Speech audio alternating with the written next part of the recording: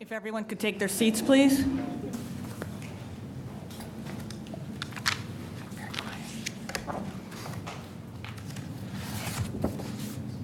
I call to order the regular meeting of the Board of Education of Community Unit School District 201, today, Tuesday, April 26, 2011.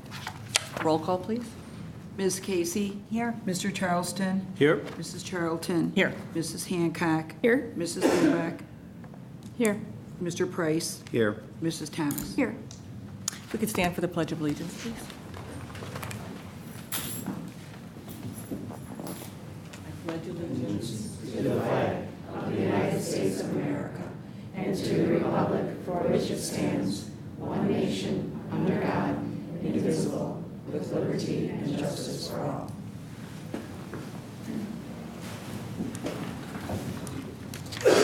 The first item on the agenda is approval of minutes, and there are a number of minutes in your orange folders. The first one is December 9th. In your binder, the chair will entertain a motion to approve the minutes of the December 9th, 2010 special meeting of the Board of Education as presented. So moved. Second. All in favor? Aye. Aye. That passes. Then in your orange folder is the chair will entertain a motion to approve the minutes of the closed session of the December 9th, 2010 special meeting of the Board of Education as presented. So moved. Second. All in favor? Aye. I abstain.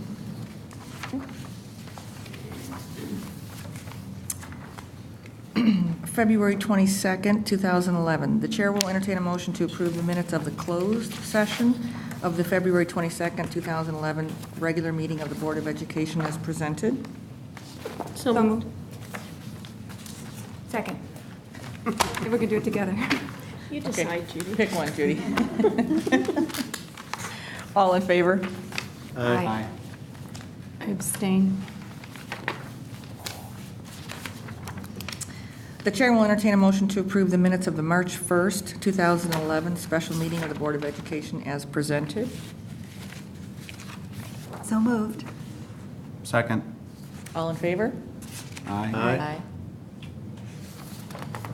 Motion carried. The chair will entertain a motion to approve the minutes of the closed session of the March 1st, 2011 special meeting of the Board of Education as presented. So moved. Second. All in favor? Aye. Aye. Motion passed. The chair will entertain a motion to approve the minutes of the closed session of the March 8th, 2011 regular meeting of the Board of Education as presented. Second. So moved. Oh, sorry, I thought you said so. All in favor? Aye. Aye.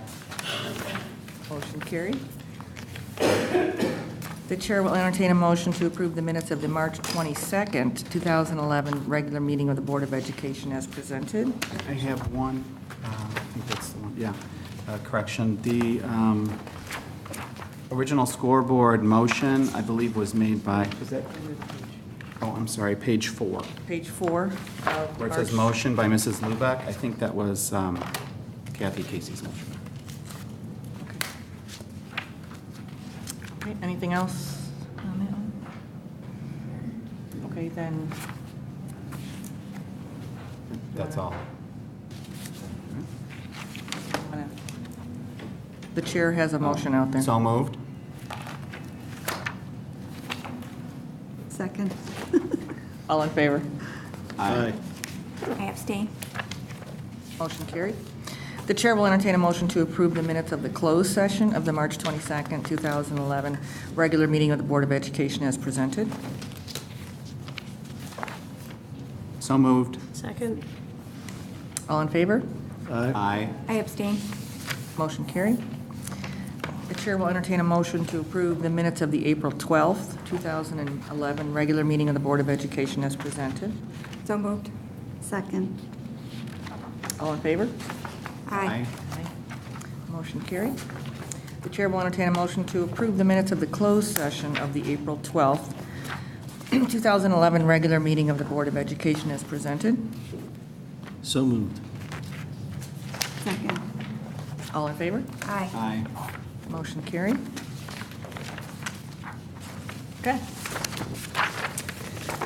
Are there any public comments? We'll move on to the consent agenda.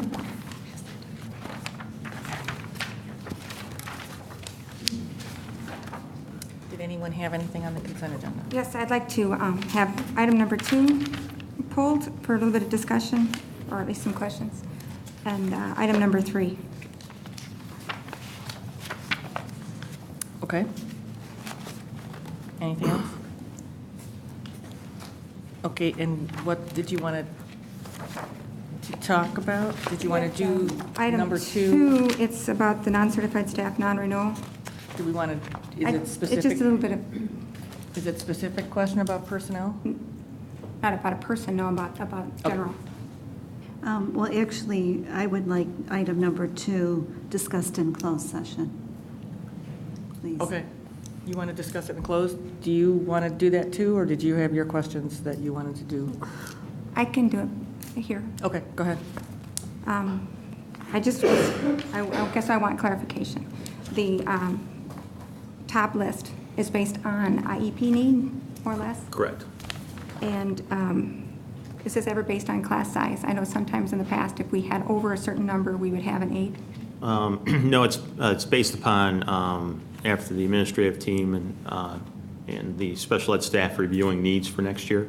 So it's based upon the student IEPs, the need for aides, teacher assistants. And when we would know that sometime, and so, Right, if there was a need to recall anyone, then sometime during the summer, we'd be able to make that determination, recall anybody that we'd need to.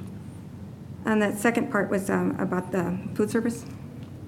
I don't know that we've had this kind before. So the second list, that reduction is based on? That's based upon 2 things. One is, if the board remembers, one of the cost containment strategies from last year was the, help me out, Kim. It's like catering. Catering, thank you, the catering, and to reduce the amount of catering that the district does for meetings and so forth.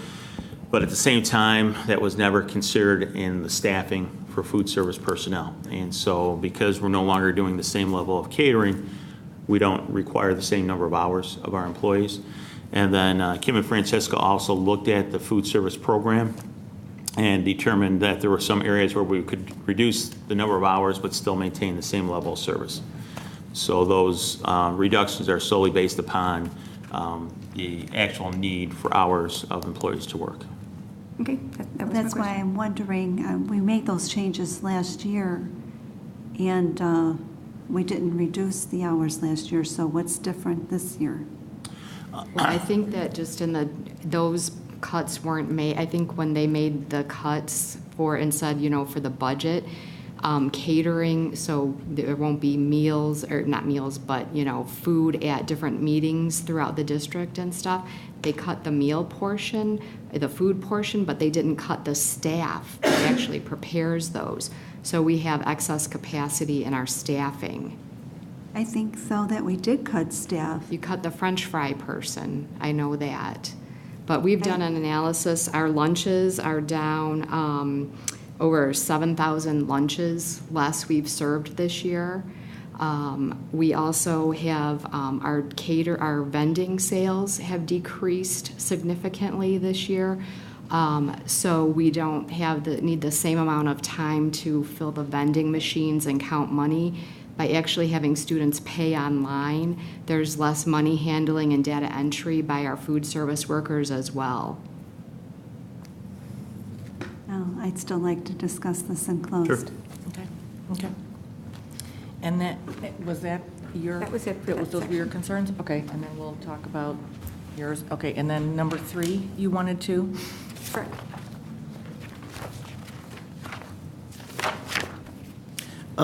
Can we vote 3 separately? So, I mean, if Sure. it makes some sense, let's do the consent agenda that's Okay. at this point sort of non-controversial. And Did anyone have anything else other than those 2 items? No? Okay, then the chair will entertain a motion to approve the amended consent agenda Number 1, personnel recommendations, employment of staff and acceptance of resignation. Number 4, approval of student tours. Number 5, adoption of resolution to abate working cash funds. And 6, ratification of regular payroll. So moved. Second. Okay, and a roll call, please, on those 4 items. Ms. Casey? Yes. Mr. Charleston? Yes. Mrs. Charlton? Yes. Mrs. Hancock? Yes. Mrs. Lubeck? Yes. Mr. Price? Yes. Mrs. Thomas? Yes. And then we will come back to number 2 after closed session. And then now let's discuss number 3, approval of student fees. I appreciate Diane pulling it. I would have asked for her to pull it had she not.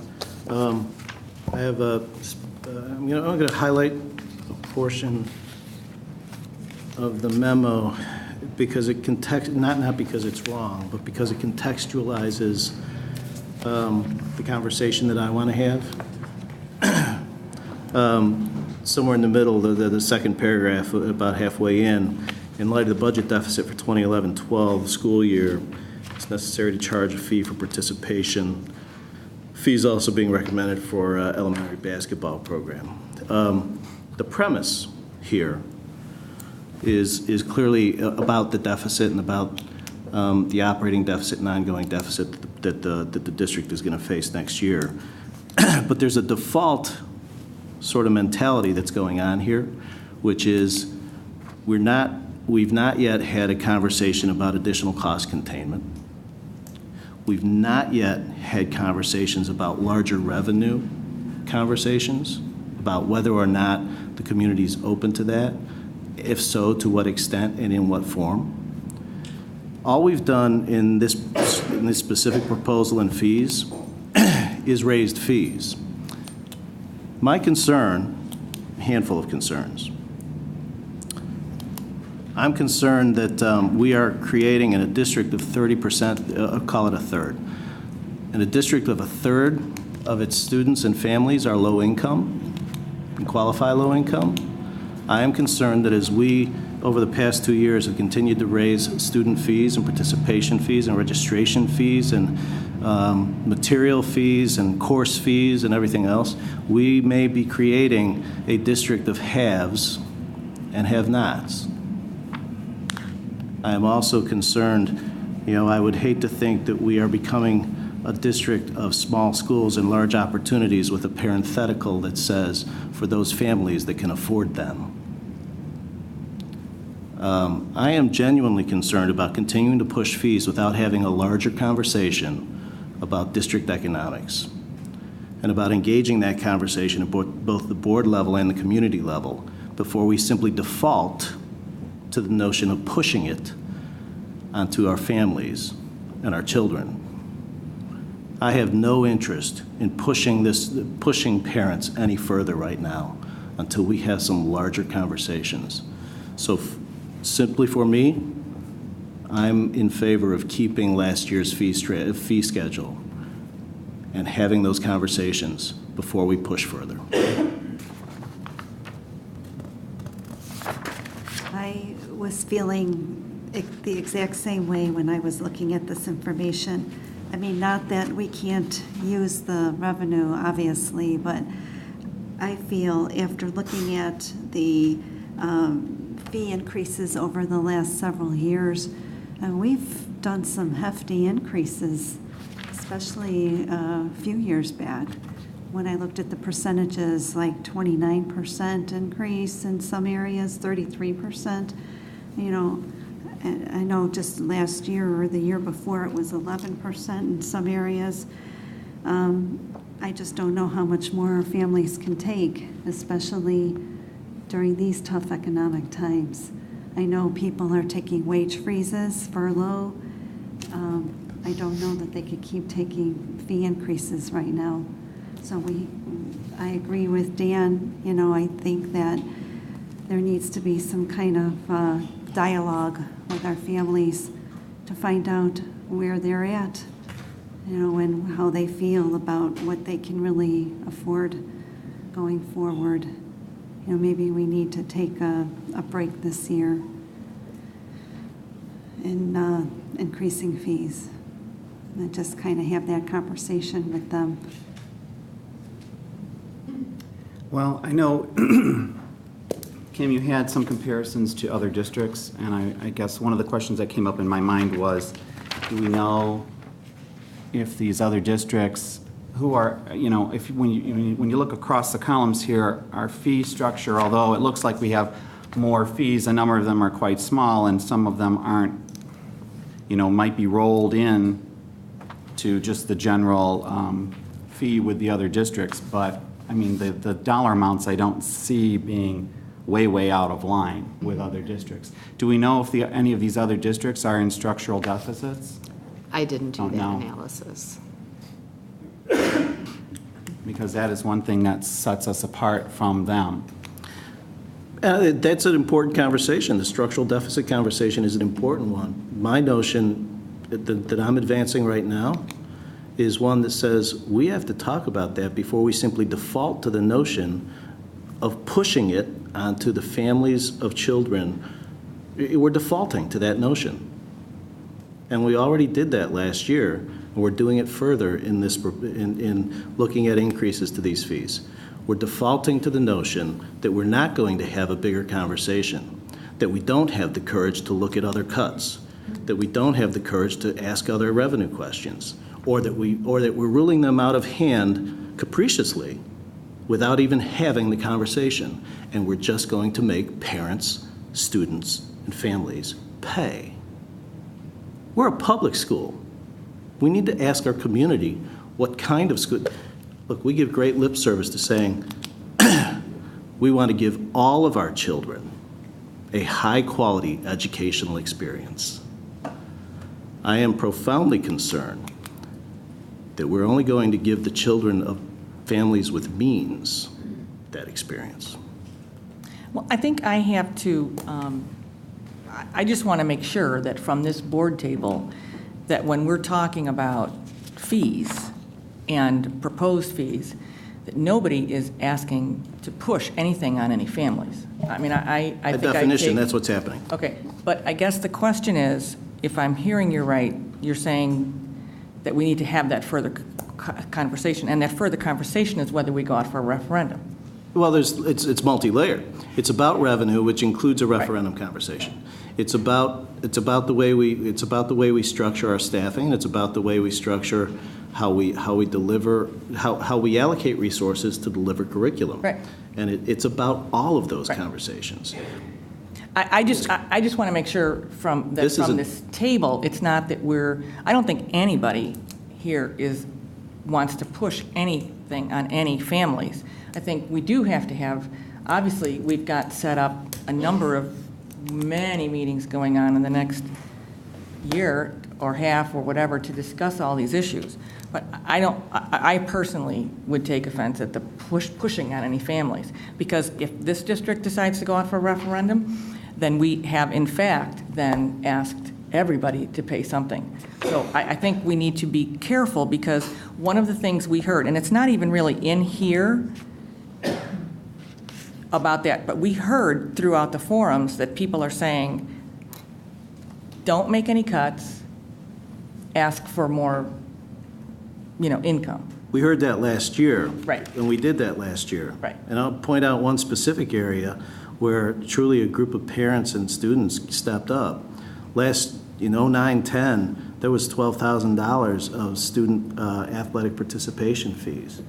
So far in 10-11, there is $32,000 of student participation fees. If there is one segment of our student population, the families who have stepped up, it's student athletes. To continue to push our burdens at individual families like that without asking broader questions in a methodical way, in a broad way, I think is patently unfair. Patently unfair. Again, I have to say, I don't disagree with what you're saying, but what it sounds like, because as of right now, the public doesn't have what the board has in front of us. We are not looking at charging hundreds of dollars to play a sport or something. We have in front of us just so that the record is clear, what we have in front of us is we have a percentage of some items, which some are actually 0%. Some are, one is 25%, increasing something from $12 to $15. So whereas I agree with you that we have to have the bigger question, I think that question is coming. But I guess I just inherently, from sitting here, I really struggle with saying that we're pushing anything on our families. Because when we have the big discussion about revenue, the revenue's got to come. But if we approve But this as I is. think I'm sorry. Go ahead. I was just going to say, I disagree, because you're just looking at 1 year, and yes, the percentage of increases that we're looking at this year is relatively small, I will agree with that. But if you look at the increases from 2007-08 till now, they've been pretty drastic. My point is to the comments that have been made, that we are pushing fees on families, But especially we for have. sports. We have those. By since definition, we have. 2007, we have. I know. So what Dan's saying is not totally incorrect either. Right. But I really struggle with we're pushing anything on anybody. Well, it's I not- just say that. It's not like, We're going to be having meetings starting this very week. it's not like anybody else is writing the checks at registration time. It's the families. Right. And the referendum question is going to come from those You know same what? families. That needs to be a broader, methodical Exactly. conversation about what kind of district we are, because if we become, the Exactly. path we're going down, in my view, is a district of haves and have-nots.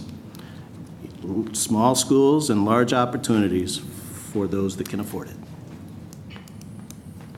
I'm sorry, Diane, did you want to say something? Just my point was, is if we approve this as is, that's kind of, we're pushing on that additional increase to the communities. And I think that's where Dan's coming from. It's not that, we're saying yes, and it's actually the families that pay it.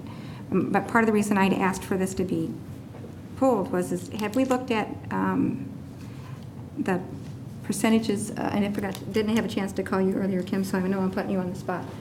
Did we have a chance to look at the number of parents that are participating and putting some of those activity fees? Or do we have a decrease, or is there some way to know that there's a little bit of, I can't do this anymore from the numbers? There's no way to. No, the only thing is really based on your percentage of free and reduced, population. And I don't know what that breaking point is for somebody, is the fee, like athletic participation fee, going from $90 to $95? Is that somebody's breaking point? I don't know that. Adding a $25 fee at the junior high and senior high for at club and activity participation, will that, knock some kids out from participating? Sure, it will. The number, I can't really guess, because I don't know the composition of all the kids who are participating right now to know if, if there would be no way that they could participate. Obviously, when you do a revenue projection, you build in an assumption that not everyone will be able to participate based on those fees. And I guess on the flip side, a little bit to that, if it doesn't cost anything to sign up for a club, kids may tend to sign up for everything and then not participate because the clubs conflict with each other or they're involved in too many things. So at some point, there's a balance there that having a fee does kind of set some priorities for parents and students as to what you're going to commit yourself to. I don't see our fees being that far out of alignment with other districts, so I don't have a big problem. I mean, obviously, we need to have the conversations that Dan is speaking about, and they're scheduled to happen. The other piece to this puzzle is the state hasn't established its budget for next year, and there's large talks about 50% decrease in transportation funding to local districts, and I think what you'll see a tendency for the state to do is probably start pushing more and more items onto local government bodies and tell them, this is your responsibility now. So that's a big piece here. that we don't know at this point, so. Right, and one of the other things when you're talking about transportation as well, so transportation for all our athletic activities, that's non-reimbursable by the state. So all of that is, all of the travel for athletics and clubs and things is all district expense. There is no reimbursement from the state for that. And I guess, the thing is like, I just want to be clear, I'm not disagreeing with anybody here. I just don't want it to be characterized that we're in any way pushing anything on anybody, because I totally agree with you. We need to have this big conversation. But the same people who are writing the checks for registration are going to be the same people who are going to be funding anything else. I think we simply have to decide, though, at what level are we actually offering opportunities to all of our students? I mean, even beyond activity stuff, I think in terms of course fees, we have by far the most robust course fees around, which is interesting to me philosophically. We offer courses, but then we say, by virtue of charging course fees, you're welcome to take this course, but here's the amount of money that you have to pay to take it and have the materials. If we're going to commit to offering a course, shouldn't we commit the resources to actually providing the materials so kids can actually do that, especially if they're low income? Maybe I'm missing something. You're not missing something, it's just who do you think's going to pay for that? I guess that's all I'm saying. Again, that's a very fair question, and it's one that as a community, Right. we need to address. What kinds of schools Right. and educational experiences are we offering to every single one of our students, not just the ones who can stroke checks? I'm right there with you. I've said, I just don't like the characterization, and that's all I'm saying. I think you're absolutely right. We have 12 pages of spreadsheets that Kim has put together on what every single one of the clubs and athletics and all the different schedules cost the district. So, I mean, we do have some, robust conversations coming down the road, especially with situations like transportation. Kim, I have anybody a question. Kim, I have a question. When you look at the revenues by year, and it's a chart that's like the last 2 years plus up till now for this year, there's really dramatic swings from year to year, up and down. Yeah. So, I mean, fees are going up, so I would expect to see some things be higher.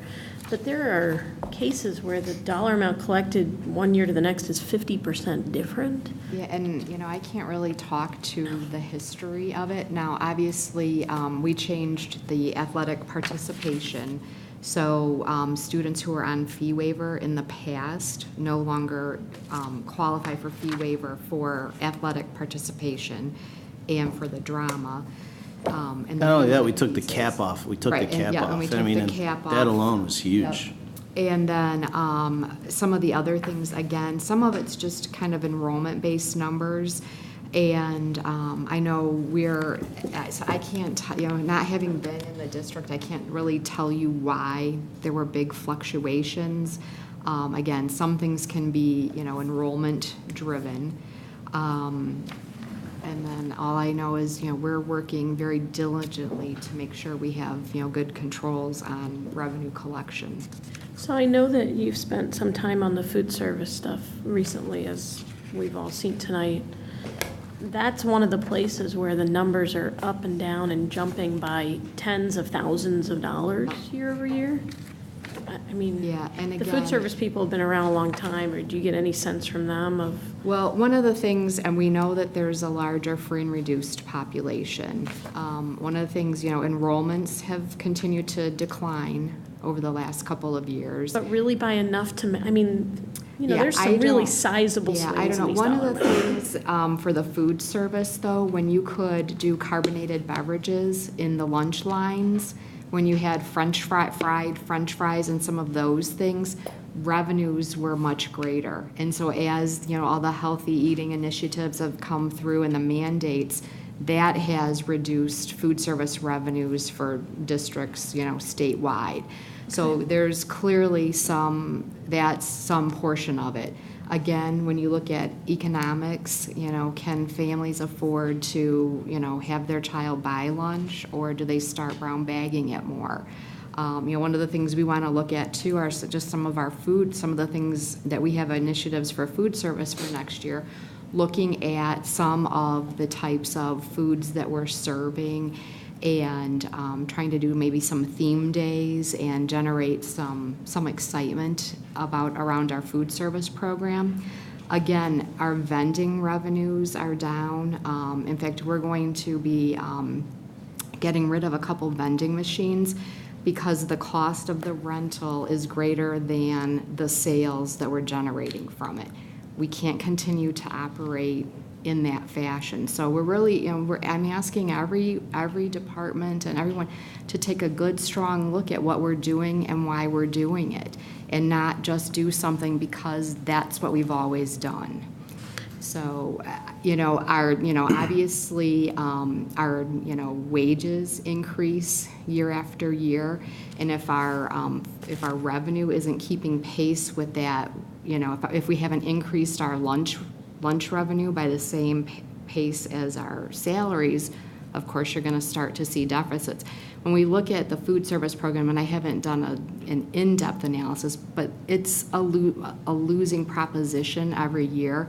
The goal ultimately would be for that to be a break even, okay, except for your, lunchroom supervisors, in the lunchroom and on the playground, and typically you don't factor in your delivery driver who, delivers the food to the different locations. So, but even if we take those out, we're still losing, 50,000 plus a year. Well, it's because of our overhead, the cost to actually produce the meal. I did a quick analysis, and our labor is over $2 a meal. So if we charge $2.10 a meal or $2.20 a meal, okay, our labor, that's not the food and the tray to put it on, anything like that. So again, we can't even be competitive. So a broader question as a follow-on to that. You know a lot about food service now. I mean, there's been a tremendous amount of detailed work done.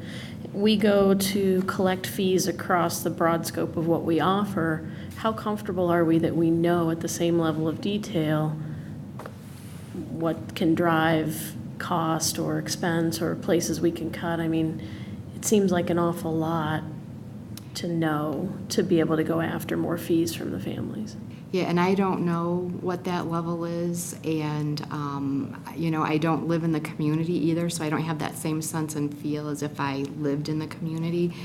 But again, I do, obviously there's a threshold, and what that threshold is, I'm not sure. But when you do your projections, you assume that you're not going to get a full increase from every person. And I think we keep seeing, the number of free and reduced families are increasing. Mm-hmm. And our fees are increasing. Mm-hmm. How do we find that threshold? I mean, how do you find that benchmark? You can't. Nobody I don't can think predict you- that. Right. Sometimes it's just a gut feel, and, You can't, because the number of families that qualify as low income is increasing, and there are probably still some families who don't go through the process. It's a process to be approved. You have to qualify, apply for free reduced lunch. And my guess is we have some families that would qualify, but they choose not to apply at this time. Well, as you increase fees, more of those families may be, faced with that issue that they need to try to get some relief. And I don't think you can ever, there's no way to, I don't think, to accurately gauge when that will occur. Unfortunately, as the fees increase, you'll reach a point where you're not netting the income that you thought, because there's a greater percentage of individuals qualifying for So waiver. what's the philosophy then? Just keep raising them until participation drops off? I mean, I understand it's No, I guesswork, mean, and but are you that's- guessing in yeah, favor of the families, or are you guessing in favor of us collecting more money? Because that's the part I'm struggling to understand. I get the threshold, and it's a real and honest thing, and something we need to be very concerned about. I'm predicting that we will collect more money. Even with these fee increases, it's not a significant sum of money. In a $1 million budget deficit, though, every dollar helps. Whatever we choose to do, we have to be aware that at some point, we have to realize we're spending more money than we're taking in. And at some point, that catches up with you. And the sooner you make the really tough decisions, the better your financial outlook becomes. The longer you wait, the more difficult those decisions are. So there's not very many avenues for us to gain more revenue. Either, our taxes increase by a rate, or your property, that's not happening. We're not getting more money from the state. If the state doesn't pay us what they owe us, that opens up an entirely different question. They owe us about $600,000, right? I don't know, $400,000 to $600,000 right now that we're not even sure we're going to get for this year or at all. So so add that now to your $1 million, and so now you're at 1.5 million. Now, yes, we've made some cuts, so we can continue to go along for a while, but at some point, tough decisions are going to have to be made. And again, the sooner we make some of those and do things, the easier it will be for the district. Well, and I think that time has arrived.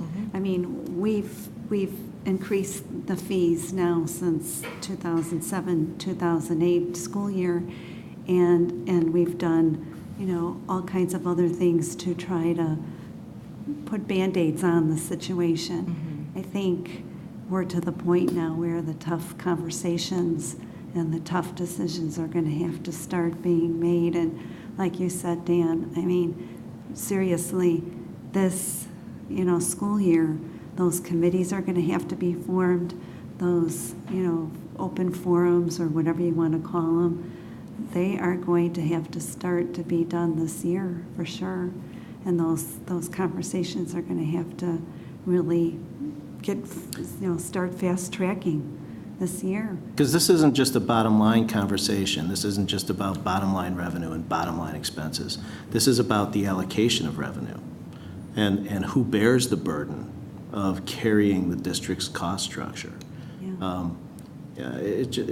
Look, a lot's made about not cutting programs. Don't cut programs. Well, candidly, if we continue to push fees, we're cutting programs.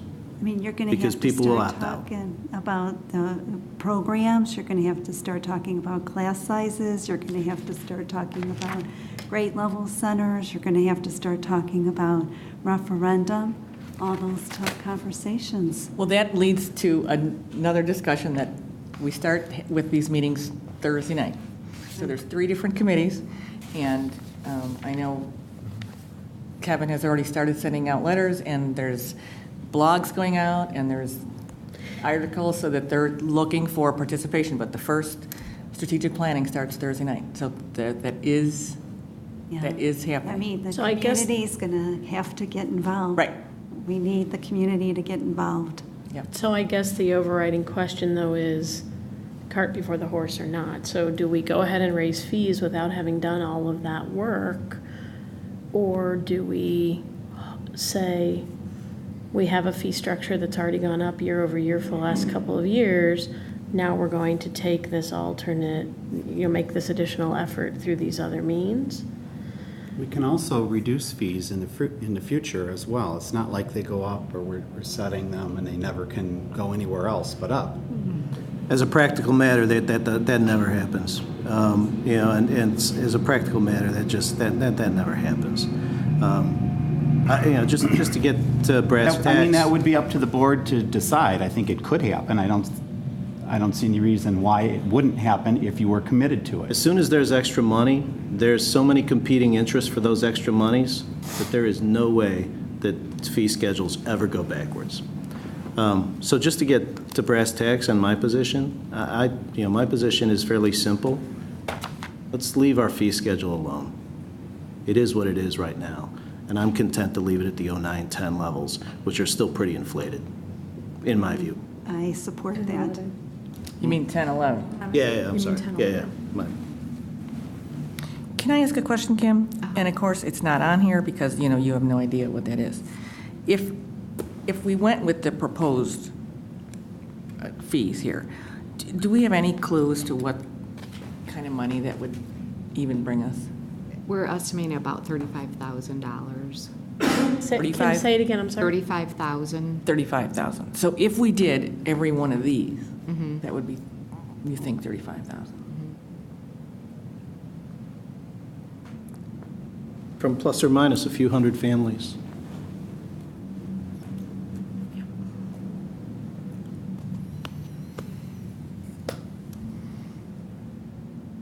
What do you think, Joe? Well, I think we should table this decision until we know what the state budget is going to bring us. The state budget, when is that supposed to be resolved? Yeah, I don't know when that's going to be. Maybe Typically June. May 30th. Maybe Yeah. June. Yeah, typically, but. Yeah, Because we have to And put out, is there any problem with that from, we have to an put out, administrative don't we have to put out a fee schedule for So I have a registration? Fee I think- schedule for right. registration. and- Registration starts online when? What's your deadline, Kim? Well, Now? yeah. I think, tonight. right, we're trying to get registration materials together and those types of things. So I think, the practical options for the board are to, postpone action, and more or less what Dan is suggesting, retain the current fee structure, and then revisit this conversation after the Finance Committee has an opportunity to look at other options, or, the other option is to approve the fee structure as presented. So I think those are the two choices for the board. Frankly, I would definitely be in favor of putting that off until the three committees do the work, because it's more than just the finance question. It's what is our district going to look like? And I think that's going to come into play with all three. So I would be in favor of leaving them, at last year's rate for the I'd like to 35,000. motion that it stays at this current year's rate, 2010, 2011. Before you call the motion, did anybody else want to say anything on that? No? Okay.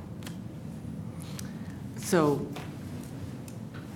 do we want to entertain that motion, that we leave the fees at the 2010, 2011 structure for this year and revisit that when we revisit all the other questions? Second. Thank you. Okay. Well, okay, one of us made the motion. I did. And Dan? Kathy did. Okay, you made it. Kathy did. Okay, And Dan second. Dan second. Okay, all in favor? Aye. Actually, on money, we have Oh, to money, go money. roll call. Okay. Ms. Casey?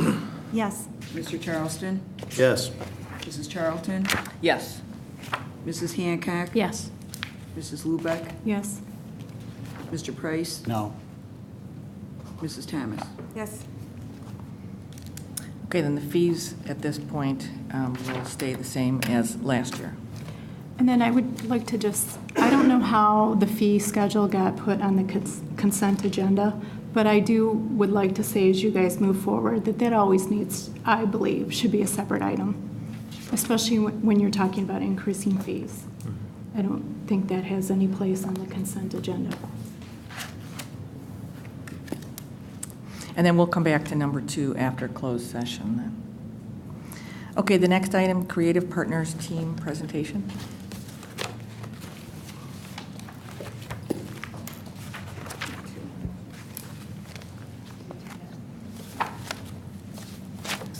So,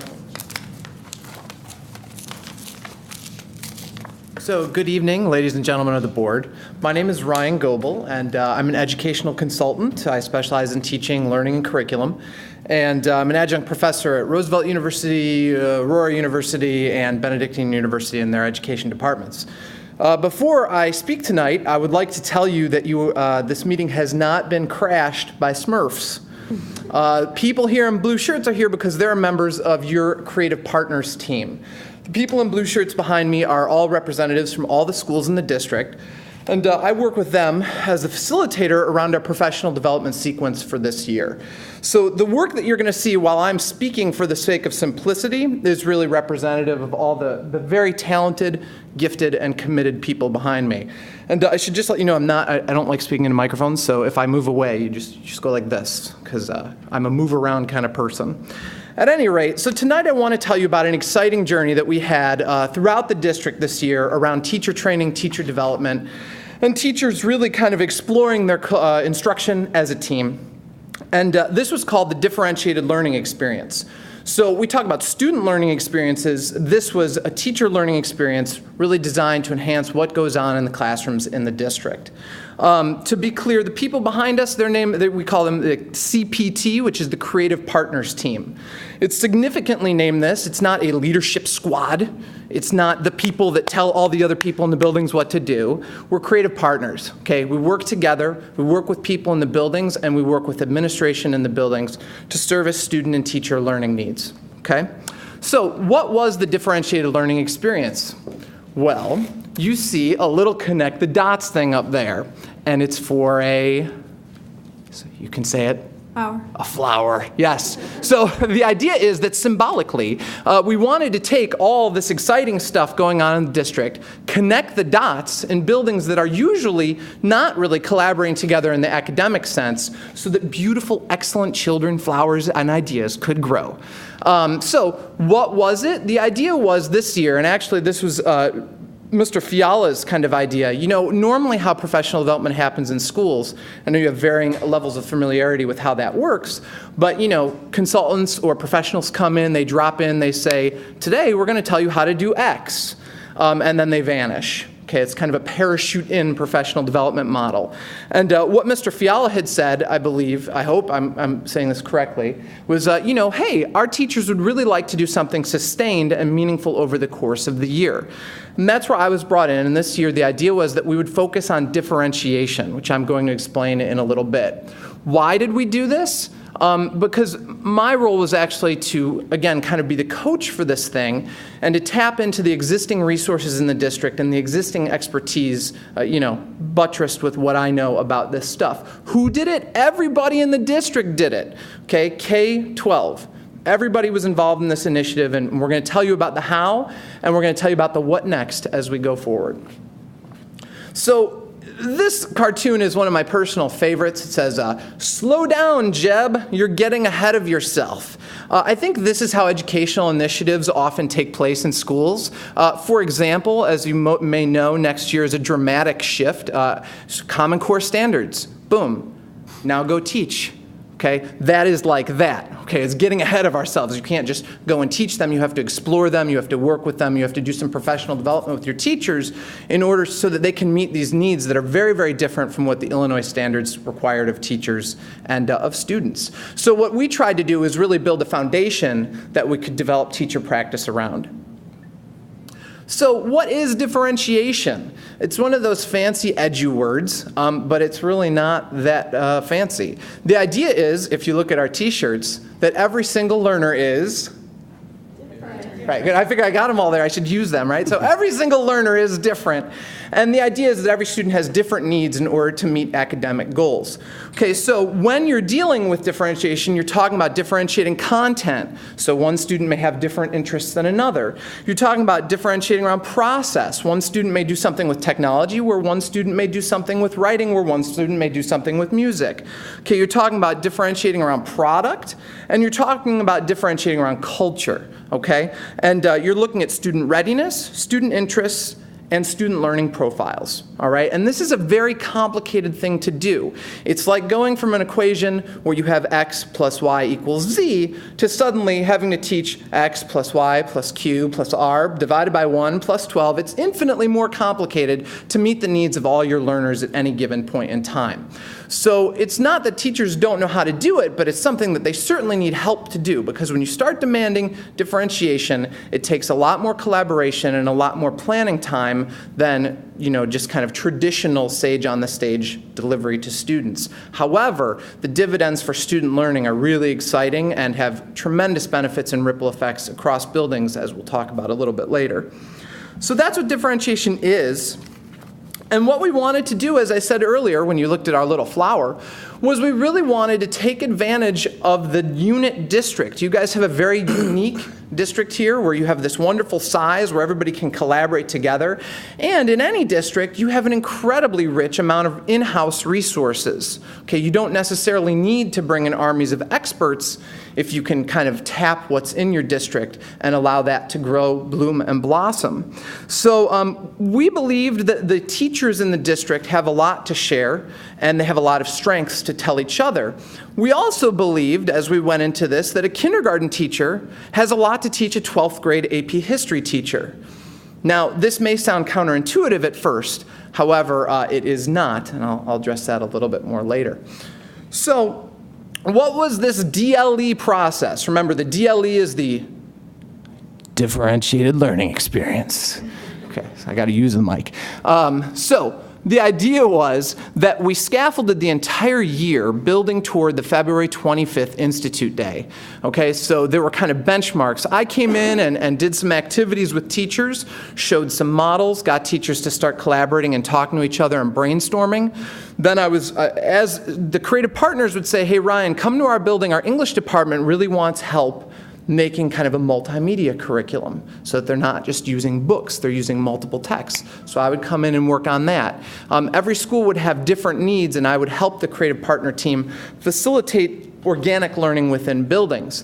Now, we had deadlines every month where teachers were supposed to be developing a curricula. It could have been a lesson, it could have been a unit, it could have been a series of protocols that they might use over and over again.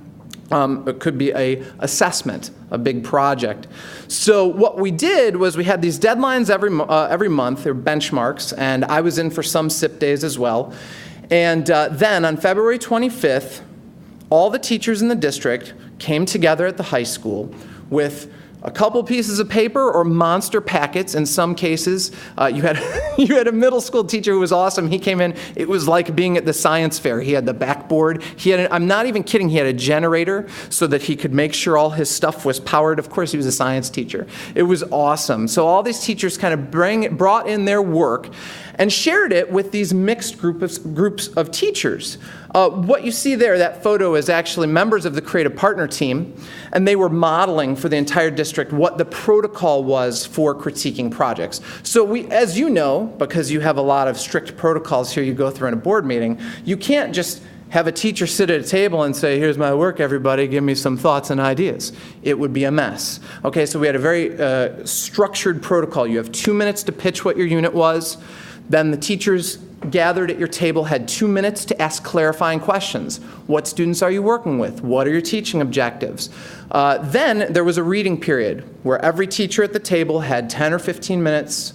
No, actually it was 20, wasn't it? It was 20. They had 20 minutes to read over all the curriculum materials you had brought.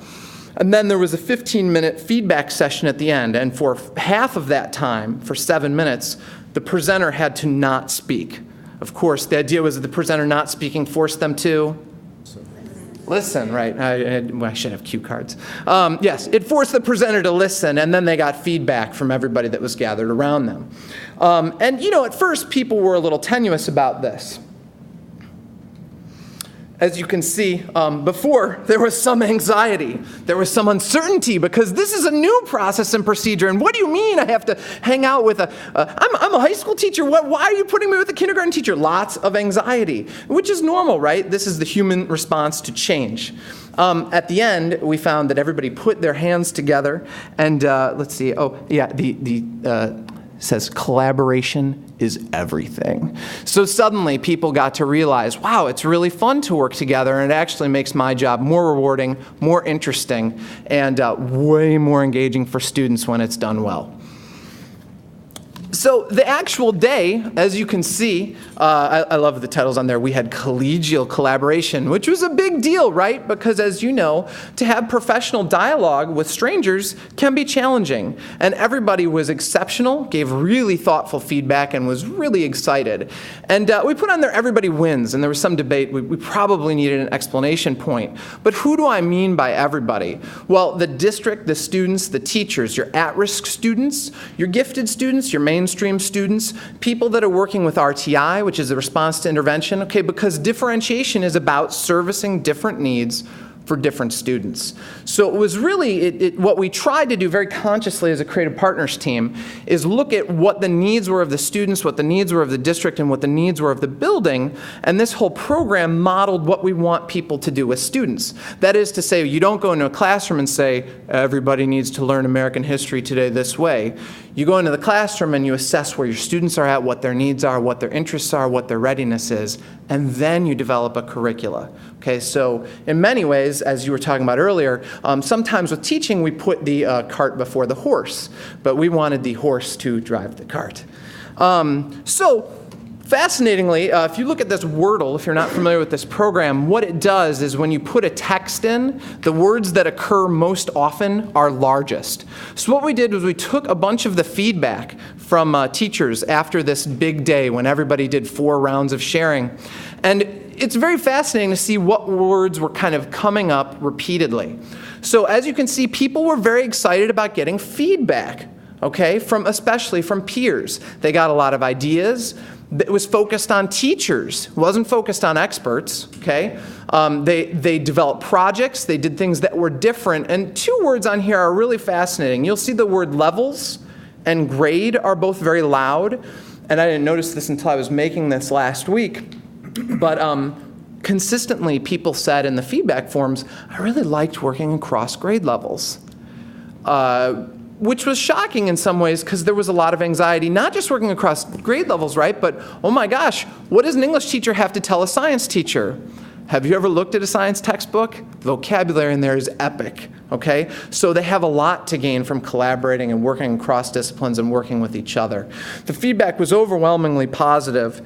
So some specific reflections, one of the questions that we asked was, what will you take away from today's institute and integrate into your practice? And a teacher said, I will take teacher-designed units and give students choices to make it student-centered. So this is a huge paradigm shift that the entire country is really working hard to negotiate, including colleges. The only country that people really think has done this right is Finland. But basically what you're doing here is you're shifting from the sage on the stage to the guide on the side. Okay? If you're watching a football game, the coach does not throw the ball, okay? The quarterback throws the ball. Okay, so the teacher's job is more like that of a coach, right? They say, here are some plays you can run, here are some things you can do. They set up the structures and the rules, and then the students go explore, learn, and grow. Okay, so when you structure really good differentiated instruction, the teacher's facilitating learning for almost every student instead of talking at every student. It's a huge difference in approach. Another question that was asked was, let's see, you should know I lost my glasses this week and my new ones haven't been made. So hopefully I'll get it right. It says, how has the Creative Partners team enhanced your practice? So these people who are actually here tonight, they said our group established that the differentiated learning experience enhanced learning through increased usage of learning modalities and cross-curricular collaborations and connections in the subject areas of math, science, and art. Now, that may sound like edu-speak. Let me ground that for you. These teachers at the elementary school are always working collaboratively in some way, shape, or form, right? Because they all teach every subject. But many times they support each other. That is to say, if the science teacher says, okay, we're going to learn about mammals, the English teacher may in fact help them work on the mammals paper. But what happened in this instance, these 3 teachers did a project on Leonardo da Vinci. And they fully integrated, so the math teacher was working on the golden ratio. The English teacher was differentiating research projects around Da Vinci and the different facets of who he was. And the science teacher was working around doing work around simple machines using Leonardo da Vinci's diagrams. Okay, so instead of supporting each other, they were now collaborating with each other, which amplifies and makes students more engaged. And they just were so excited with how the process went. They said, we've always worked together, but we've never truly collaborated together in this way. And the students were ecstatic about that work. Let's see. So another element of this project was I did create for the district a social network for all the teachers. It's a private social network that teachers can communicate and collaborate with each other on. It's like a niche Facebook, if you will. So it's called a Ning. And the teachers all of a sudden were able to communicate easily digitally across this platform. What we were trying to do here, as this one teacher said, Dr. Bursek actually, who's here tonight, she said the irony of this work is that we're doing what our students should be doing, maybe what they should have been doing all along. The idea is that suddenly teachers are collaborating and working in ways that their students should be collaborating and working. And this, of course, was happening in the district beforehand, but we tried to systematize it and make it kind of more of a cultural norm. So then all of a sudden, these are the objectives that the 21st century skills are looking at. These are also what the Common Core standards are all about. They're saying students need to be able to collaborate, they need to be self-guided researchers, they need to create professional learning networks, and this is all the stuff that we were allowing teachers to do. So one of the most powerful pieces of feedback was something that I didn't understand until I met with the Creative Partners team afterwards. So I would like to ask elementary teacher Peggy Chaplinsky to come up and tell you a little bit about this. So this particular slide deals with the end of the day. And at the end of the day, all the teachers got in a huge circle. And Ryan asked teachers to just step up and give their opinions of the day, how they felt about it. Because there had been anxiety throughout the year from some teachers about having to collaborate in this way. And a number of teachers got up and gave their responses, and they were overwhelmingly positive. But then there was one teacher in particular who got up and made a response, came out into the middle, and just the fact that he came out into the center to speak, because he doesn't generally share his feelings and his thoughts about these things. And he said, and it happened to be our teacher who has been in the district the longest at this time. He said, for my 41 years in the district, this was the most interesting, engaging, and motivating institute day we've ever had.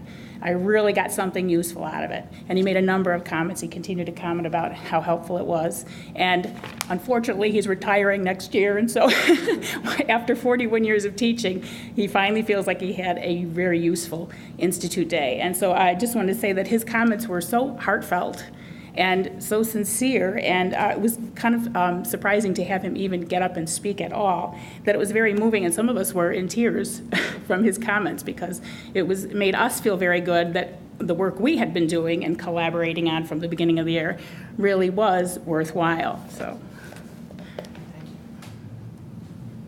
So what happens next? CPT, the Creative Partners team, lives. Okay, it's alive. It's alive. So looking ahead, what would we like to do?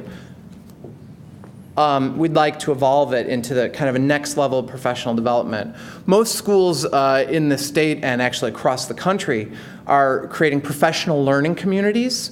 And sometimes these can not be as broad as what we did this year. They can be kind of insulated to just the English department or the third grade teachers.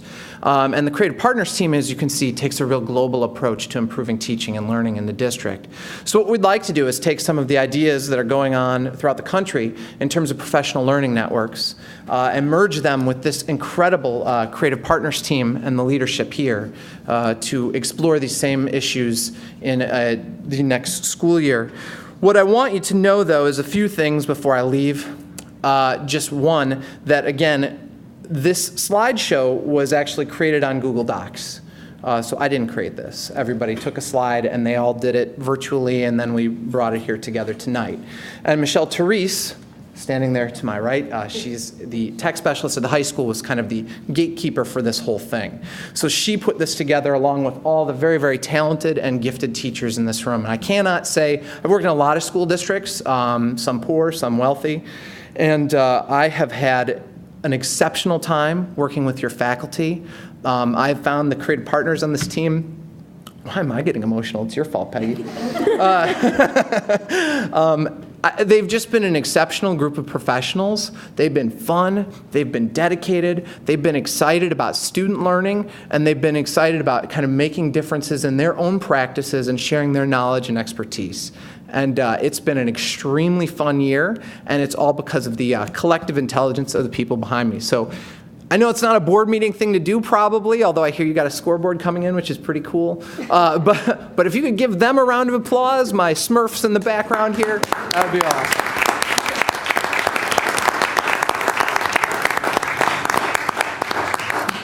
So I know it wasn't, as exciting as talking about lunch fees. However, at this point in time, before we leave you be, we just want to know if you had any questions. I don't have any questions, but I just want to say thank you so much for sharing the information, and I am really impressed. Thank you so much for all the work that you all did. That's them. So thank you. Well, and I did say you all. You could have even said y'all. Y'all. Although it's not grammatically correct. I know. I guess I'd like to add to that, I hope that we have teachers come back and tell us how this is working next year with some specific examples of students and how it's impacting our students, because that's really at the level where we're going to really connect with it. So I look forward to that, and I hope, and I certainly welcome you to come back. I hope you do. Yeah, I mean, in the end, who's going to benefit? Everybody. The teachers, the students, the families, our whole community. So it sounds like being different's pretty good. Even though we're all the same tonight, it's a paradox. Cool. Well, thank you very much for your time. We know you have a packed agenda, and I heard there's some sporting events tonight that people might want to see. So thank you very much, and I think most of us are going to be exiting at this time, so we thank you all for your time. Thank you. Thank you. Thank you again. Good job.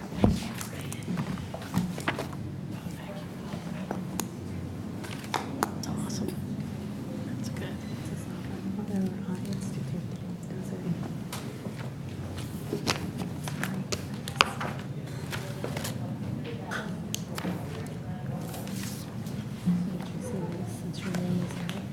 No, I didn't. I heard that.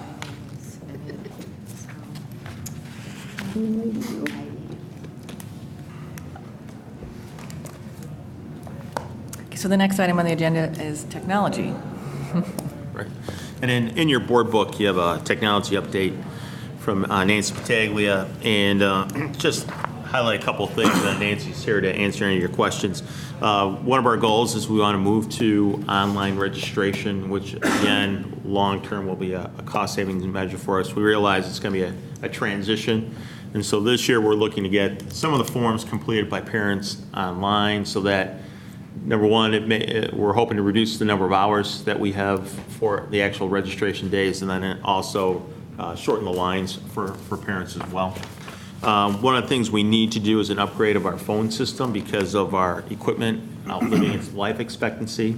And so the option that is being presented to you is the lower cost option for our district, but at the same time will meet our needs.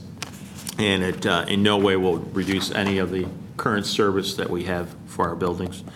The other thing that we need to do is a network server virtualization backup. Again, it's a life expectancy of equipment issue, so it's one of those things that if you're going to commit to technology, then the continual upgrade of technology is one of the things that comes with it. And then the last item, and this is, again, just kind of a start of a conversation, we realize that we need to provide additional money projections for the board in terms of cost savings if we went to board docs, which would be an electronic version of the board book. And then there's also the opportunity, if the board would like to, via a computer, have a webinar in which it would be demonstrated for the board, the tool that board docs can be for us at the same time reducing costs. So I know you had the opportunity to read the report, but just kind of highlight a few things, and then again, Nancy is here to answer any questions that the board may have. I did have a question on the board docs. I noticed that it mentioned that that would also need to include the purchase of iPads. Do we have a cost estimate of what that would be? Well, sure. We were looking for a device that would be easy for us to maintain. It would be a low-cost device, and the iPad it would work for that. It would be $4.99 per pad. What if you already had one? You know, we've talked about the board being able to use their own devices, and we think that it would probably be best for the board to use district devices for district business. The part of it is, you know, when you start thinking about FOIA and some of those things, that, you know, it would be in the board members' best interest. To keep those things separate. If we move forward on this, would we be able to kind of offset, obviously there's a cost to initiate this, and obviously there's a cost that would be discontinued from the current practice. Is there a way to kind of, if we move forward on this, to find out what that difference is? Sure. We'd be looking basically at the cost for the amount of time to prepare the board books and then courier the board books out and then to dismantle the board books. So that cost, and then in addition, the cost of the paper and the printing. So we could come up, we've come up with some initial prices and then based off of what this yearly subscription would be. And then the first year we would also have the startup cost of buying the iPads as well. But basically, I think within the second year, we'd recoup all of the costs, and we'd see within the second year that we'd be saving money. So by the second year? Is that, yeah. By the second year. When you, on here, it talks about attach virtually any type of document to agenda items. Mm-hmm. Let's say if we were in the middle of a discussion and something came up, would we be able to have access to, let's say, a report that's not here? Sure. Anything that would be attached, you'd have access to. You'd bring your iPad with you, and you'd use your iPad instead of the actual board book to go through things. So we'd be able to, you know, now if I wanted to attach I could have attached the whole PDF, but didn't want to do that because it was 9 pages and didn't want to spend all that extra, you know, putting all those extra pages in the board book. We'd just attach that to this portion, and you'd be able to see it, so we could give you lots more information electronically. But my point is, what if something comes up during the meeting that we want to discuss that, you know, That isn't in the I'm board thinking book? of something I financial. think she wants to know if we could like get our other documents off our network and pull those. And that Just would be if a question comes up. That would So be it's no. still basically what comes in Well, the Right. meeting. Would depend what You we bring would with have us. the ability to review, you know, other board books that would be on there, as well as you'd have the opportunity to, also any other districts that are involved in board docs, you'd have the opportunity to search that database as well. So we could have things from previous meetings. Right, Yes. that you would be able to access. And you could access it from anywhere. So if you weren't going to be in town when a board book is sent out to you, if you're away, you'd still have access to it. I think, I don't know if this was covered under your technology training piece, but because when I go through a board book now, I make notes, I highlight, I'd have that ability. In the light version, which is the version we're looking at, you can't annotate directly into it, but what we can do is you can annotate via the iPad, so we can do things like sticky notes on the pages so that you'd be able to take notes electronically.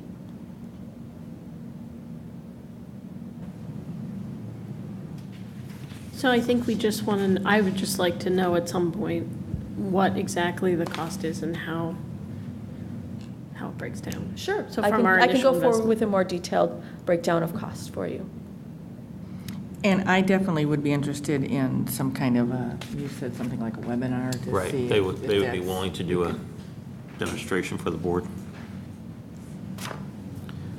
On an unrelated topic on online registration and obviously the use of Skyward to do that, it feels like a fantastic opportunity vis-à-vis the junior high and high school parent group to educate more of them about the grades and reporting systems, and hopefully get more touches from those parent sets to get them more involved in the day-to-day experience of their kids.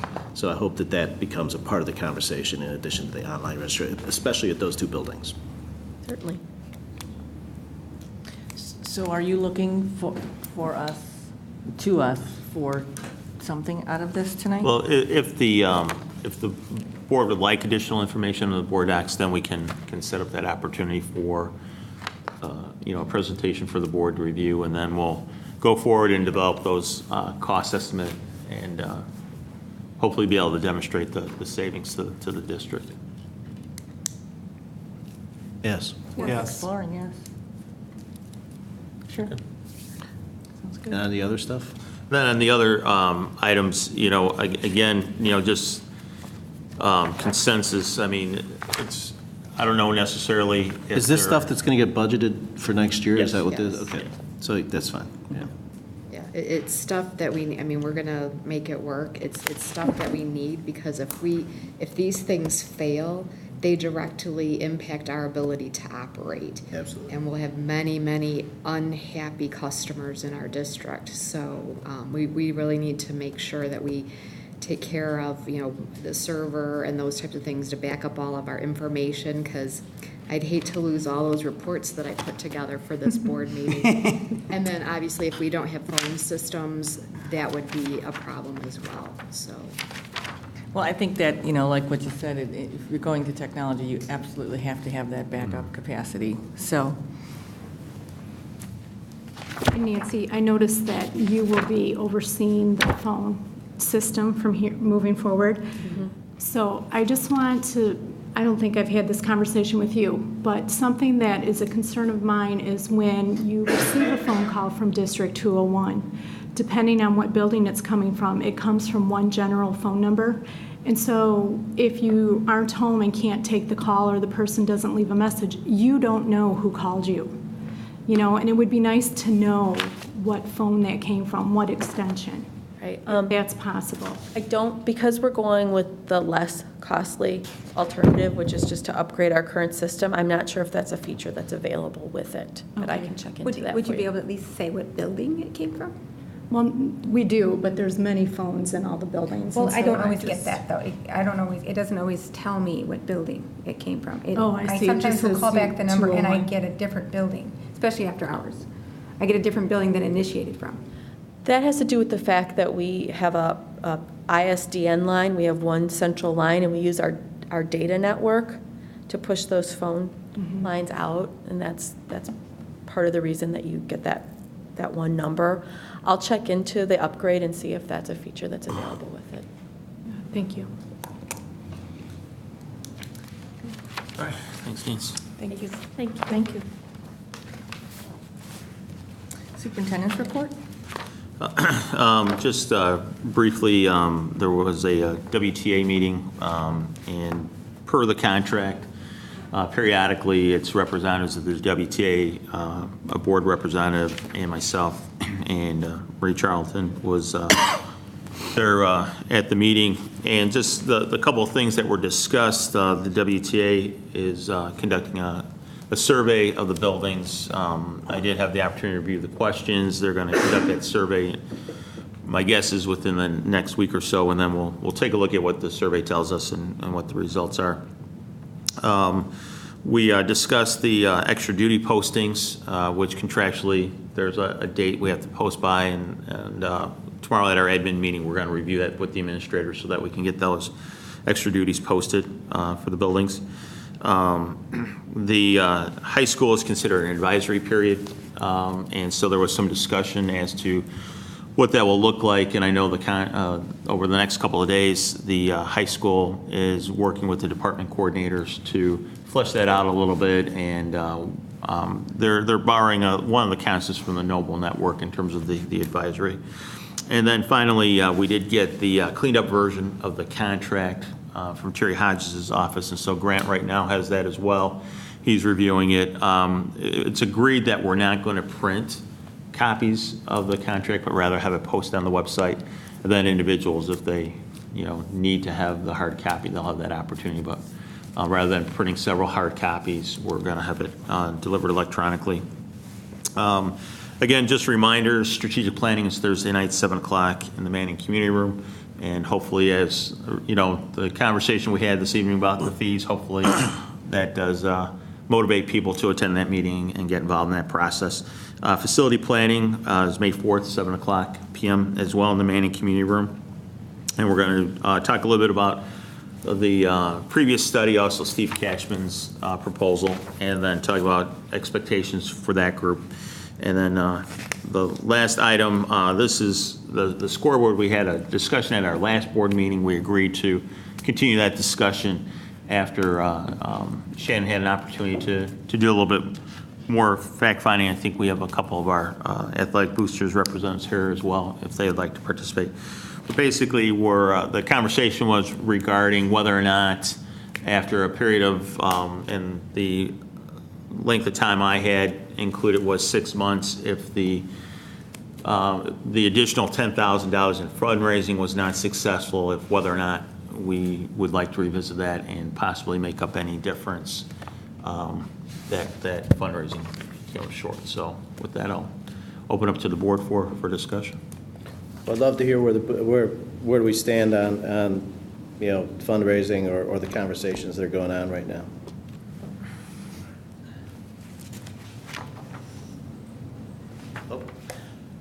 It's going well. We've talked to different businesses. Context that we had, basically, it's people within the boosters. We wanted to go to our members to allow them the opportunity to advertise on the boards rather than going out to outside sources with our first round of findings as far as what we have. We're looking at roughly half of the boards. We've had some verbal commitments on already. We're still getting together with Shannon to plan more of a wider scope of fundraising. We still need to get together with everyone's schedule. It's a little tough. And that's our next step at this point. So we are looking just at, like I said, verbal commitments on about half the boards, and are looking to get the other half secured here in the near future, hopefully within the next month or two before we finalize the loan. Are you guys doing written commitments behind the verbals? I mean, how does that work? We have a contract that we're getting finalized right now for a financial commitment from the businesses. Okay. Yeah. And is that something that we also, because for instance, just a question. Let's say somebody signs up, we put their name up there, and then 10 years later, they're not in business for whatever reason. Right. Right? Right. So part of the contract is that their advertising is for the life of their business or the life of the boards. Okay. So if they go out of business, we have the right to replace that with another business. If the boards, after their useful life need to be replaced, then we start over and advertise again. Okay. So who's working on those contracts? Are you guys doing that with council or with something else, or how's that working? Because here's my thing. I'd love to see written commitments, because written commitments are a whole lot better than verbal commitments. Right. So how's that going to work? Right now, we're just finalizing within our group of what we wanted it to say, and then we'll determine. I mean, what would you suggest on? I just think whatever you get, you should get to a written document. Right.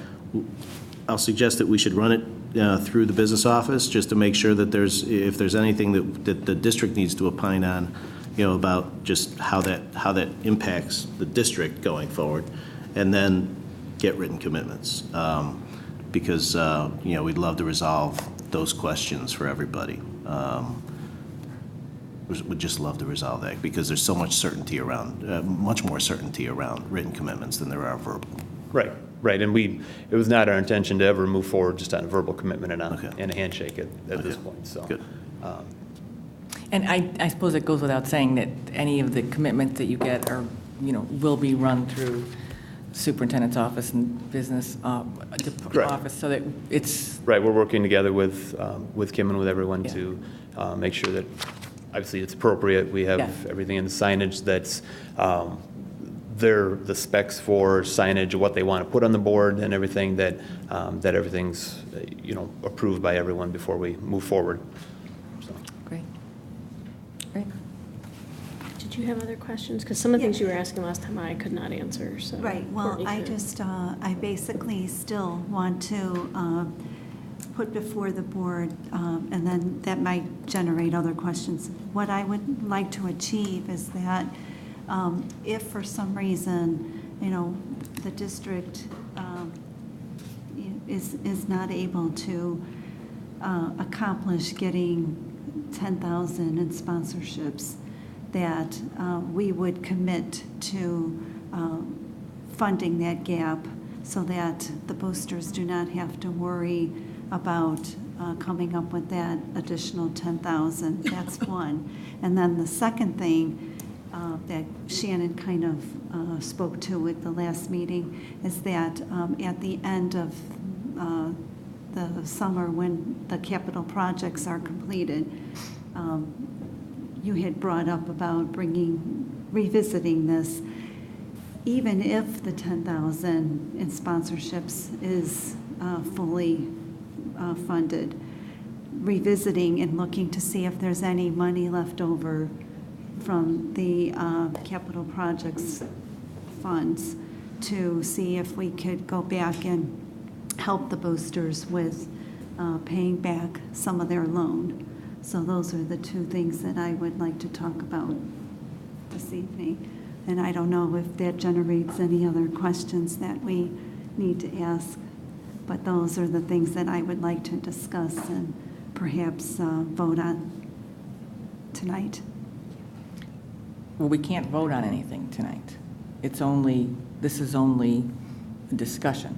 I think we could make a motion if we wanted to. We can't. Sure we can. No, Yeah. we can't. There's a quorum present. Motions can be made. It's not on the agenda. It's not, if it's not on the agenda as an action item, we can put it on for the next board meeting, but we can't put it on for this meeting. I've had a number of conversations throughout these past 2 years with our attorney about this, is that you cannot take action on an item unless you're informing the public, because otherwise that's violation of the Open Meetings Act. If you haven't informed your... That is why I asked for 2 meetings in a row for this to be put on the agenda. As a discussion item, because the board already voted on I asked this. for it to be put on the agenda as an item that could be voted on. But the board voted on this already, on that topic. But this is a unique proposal, though. Well, the proposal is that we look at it in 6 months. And it was a unique proposal, and so the question becomes, why isn't it an item that we should vote on? Because it's not an action item on the agenda. Why isn't it an action on the, why isn't it an action item? Because it was already voted on by the board. No, this item was not voted on. We don't have all the information from the boosters. I think Shannon spoke to that very clearly. I think that we don't have all the... I think we do have all the information. What we are asking now is that if the district is unable to fundraise up to the 10,000, that the district would fill the gap on whatever amount of money doesn't get funded up to the 10,000. That's one. And then the second item is that it would just be revisited again after the capital projects are completed at the end of the summer, whenever that is. Well, at the end of the summer, at the end of the capital projects, wouldn't it make sense to look at other capital projects that are on the list to be done? I think, I think we decided we would revisit it after we have all the information, all the pieces, and clearly we don't have all of that yet. They're still in the process of... In regards to, if I may, Joe, I'm sorry to interrupt, but in regards to the fundraising portion, all right, we have verbal commitments, all right? All these verbal commitments also have a paper agreement in their hands. One of the things they're looking for, in a way, is one of the questions that's come up each time is the district going to come up with that other $10,000? Or is the district funding this? How are they funding it? What have they funded and so forth? That's what, because where we've gone is to all the local communities and businesses and so forth and organizations. We haven't gone out corporate, haven't gone out to anybody else or done anything. So we do have a commitment, a very good commitment from local organizations. But they also want to know exactly if the district is going to come up with that other $10,000 and so forth that was put forward, in 2007 or so forth and everything. So the questioning is on that. In regards to the fundraising portion, the fundraising, from my understanding, was that the fundraising was, the boosters would do their own, of course, Yeah, as you we are stated, that doing we your- would do our own fundraising and so forth. The other $10,000 portion was going to be fundraised by the board, by the Correct. district, on a separate note from what we got, as far as if we were selling advertising or so forth on the That boards. is correct. And I that is think- what- That's where I think maybe the miscommunication or the question is coming into play. I think it was very, very clear, and I think this would reflect in looking at the past minutes and the meetings. It was very clear that the board voted, and it was very clear that the board was going to give $10,000 to the boosters. Right. And that the boosters were going to. No. Well, The district was going to fundraise the additional $10,000. That was very clear. That is No, not that is what I not, No. that is remember not at all. correct. Shannon, I asked Going to her. work with the boosters. No, wrong. I specifically asked Shannon who was going to do the fundraising because I said the boosters were not going to be responsible for that additional $10,000. And Shannon said she would take that on. Well, so first of all, and I don't want to be rude, but you're not in a position to speak to whether they're taking on anything or not, just like I'm not. I committed to be a made that leader. clear. Excuse me. I committed to take a leadership role, to find additional resources to help with fundraising, but the boosters control what's going on with the advertising for the board. I've offered that had I've nothing- offered to bring I'm additional sorry, resources Shannon. to, yes, No. it did. You know what, Kathy, I'm the one that offered it, so I'm in a I know position to that, tell you but what I the am intent telling Wait, of it we need to was. make sure that Excuse one me. person at a time. So the intent of it was, as are the conversations I've spoken with both these gentlemen a number of times, I've said, I will bring myself as well as a couple of other resources, and we will go after businesses that potentially the boosters don't work with on a That was regular separate. basis. That Correct, which was I am separate. prepared to do, but they continue to be in the leadership role related to this. I am not going off on my own by myself, doing something that was a they're collaborative controlling. effort It's a between- collaborative effort that I said, yes, I will be in a leadership role and bring But in additional regards to bringing resources. Corporate sponsors is what you had spoken, And not bringing local additional sponsorships that resources. Wait, Right. let Shannon speak. We can't So have. I think that the boosters and I are in agreement as to what my commitment was and what my role has been, and I have taken, a pause for a minute to let them have some meetings and kind of figure out where they are and what they're doing. We're now needing to get together to determine then what the next steps are, I myself or understand what people you're aren't. saying. However, I made it perfectly clear that they were not going to have to be responsible for that additional $10,000. They were going to be responsible for fundraising or whatever they had to do for that $30,000.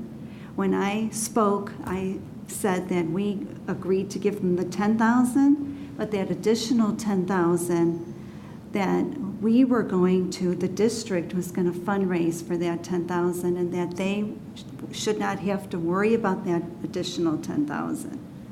So- Kathy, the board, there was a lot of discussion as to whether the board was going to give them $20,000 or $10,000. That was the discussion. It was, the $20,000 vote was taken and that motion was denied. Then there was a discussion and it was voted that the $10,000 would She be. would help to fundraise. the Shannon $10,000 volunteered her For time. that additional $10,000, so that the boosters did not have to worry But that about doesn't, it. but the next step isn't that the board makes up that $10,000. What I am trying to say is that if that $10,000 that Shannon is fundraising for on the district's behalf, if we are unable to reach that $10,000, what I am asking is that the board would meet the gap. There may not be a gap to meet. But the problem is, Kathy, I think there's a mischaracterization of what was said at the previous meeting. Oh, I and know what I Shannon said. Right.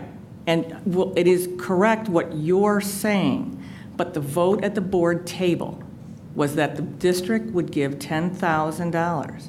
And Shannon volunteered her Fundraise. services to work with the boosters to make up Wrong. the 10. Well, that's Trorney. what the Make up record the other says. 10. Mr. Trorney, can I ask a question? Yes, ma'am. So the commitments that you have, they're asking to know about the additional 10,000, not the original 10,000. Right, well, they know that the district, I mean, everybody sees the meetings and so forth. It's a small community, and so everybody knows and has asked is there a thought or is the fundraising that the board was gonna do in regards to any corporate accounts or anything, talked about raising that additional 10,000 on the commitment of the board? Now, my understanding was that we were gonna work on that together, yes, but that was gonna be on top of any other advertising that we do. I mean, we just had our meeting last week and we had a wish list of almost $15,000 in athletics, and that's not including every athletic team. So those are needs and things that, so any added monies that we use out of our account or any added monies out of resources where we go out and fundraise or do, we're still not gonna be able to pursue and go and get any more wish list items and so forth. So that's where the whole 20,000, if the 20,000 from the district and so forth come in. We understand we're only getting the 10 that was voted on, I understand, last month. The question comes in is where is that 10,000? So let's say if Shannon comes up and says, okay, if we're selling each of these spots for $5,000, and if Shannon comes up and says, I have 2 spots for $10,000, is that? That's the 10,000. That's all we're going to That's the 10,000. No. I think that was So what pretty if we, clear. what if we have 10 No, sponsors? no, no, no, per no, se? no, I mean, no, just what if we have 10 sponsors The then? district is giving you 10,000 out of district money. And if Shannon comes up with 10,000 in sponsorships, that's an additional 10,000. That's the way I understood it. I'm pretty Is that not the confident. way you understood it? So the district is giving $10,000 to this project. Right. Whatever we do That's in it. fundraising is then above and beyond that dollar amount. So you have the 10 already. Anything we 10. do, 5, 10, 15, 20, 40, $50,000 In is above fundraising. and beyond the 10 that the board voted on Right. and committed to Right. this project. Right. And then you finance, if you come up with $30,000 I don't of think, Marie, you're fundraisers. understanding. I think at issue is We are. what effectively we're selling, because the only thing to fundraise against is a fixed number of slots Right. on The those advertising boards. space So on the there's, board. there's 9 slots, right? there's 10 slots. We have So at 10,000 issue is that's really coming just out a of simple district question, money. what are we selling? Yes. Right? And so I think Yes. that perhaps Wait, it sounds, I it want feels Marie to me. tell me that. Do we have 10,000 coming out Yes. of district We have money? 10,000 coming, I think that is a clear, 10,000 Out of is the what. capital projects Out of the capital projects that the dollars, board 10,000 is voted And on, if Shannon period. comes up with another 10,000 or 15 or 20 out of fundraising, That's the The 40. district is still committed to the 10,000 from the I guess the capital part that I'm project funds. confused about is if the only thing we're selling is slots on the board, I mean, how many slots are the boosters talking to people on versus how many slots will, because that's all we're talking about is how many But isn't slots it on the the board. same? Well, that's I mean, why we're there's- working together. That's Right, why there's I'm only not. 10, so we can't each sell 10. Yeah, It's not gonna exactly, work. exactly. Or we could sell So- advertising on, this, where it comes into play. Do we, Right. have other advertising that we go out and approach and Right. do the same type of? how many slots are there available? There's 5 on the outdoor board that will be 5.2 feet long by 2 feet high. And then there's 3 on the larger board inside that'll be 5 feet by 2 feet. And then on the smaller board, it's 4.5 by 2 feet. So it feels like to me, the question is simply who's selling these 10 spots? Well, and that's why we're working together rather than Right. working separately. And we were Right. going to our members first Yeah. to give them that opportunity. And now it's time for us to get together with Shannon Right. and move forward Yeah. in other areas. And obviously doing that together so that we don't sell 11 and then have to go back to somebody. Well, I understand what Kathy's got. I say Kathy's coming forward saying if the boosters come up and they have 10 advertisers, is the board then not going to come up with possibly the additional 10,000? The Right. board voted on $10,000. That's it. And what That's I'm it. saying is I would like to bring it up for rediscussion. Well, I guess Kathy, the question as he phrased it actually, and I'll rephrase it ever so slightly, is if they sell 10 spots at $5,000 apiece, they've raised 50, right? So, your as you phrased it, the concern is that we don't raise 10. At that point, we'll have raised 50. So at that point, we'll have been done, right? Well, if they I guess raise that's it, the fine. question, Right, right? but if they don't, then. Yeah, no, I understand. But the real question is just this one of, are we going to sell 10 spots?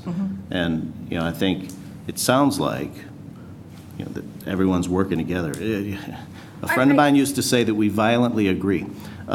It sounds like people are working together to make 10 spots happen, and at the end of 10 spots is sort of $40,000 or $50,000. and we'll largely be Well, there. but the other point of this is, and I still go back to this, is that, then you're taking money out of their coffers for other things that our students could be benefiting from. And that's part of the community concern is, if these scoreboards blow down in the winds that we're having, and we weren't coming up with this project, you'd be on the hook for the full $20,000, $30,000 to replace the boards. Here, it's $10,000 going toward it. Originally, it was a $20,000 commitment. Is the district willing to put more toward that? Because if, let's say, we would get 20, then that's not that money would sit there and just earn interest on us. It would go back into our programs. It would meet our wish list items, sending kids to camps, going the teams for the summer leagues and everything. I think one of the issues is it was originally on the 20, so the district or the community knows that there was 20 out there at one point. We've committed to 10, okay? So if at the end of the summer, because the discussion that was going on was, okay, we have X dollars that we're going to appropriate to capital projects. If these are not all used at the end of the summer, can some of those be put back toward the scoreboards?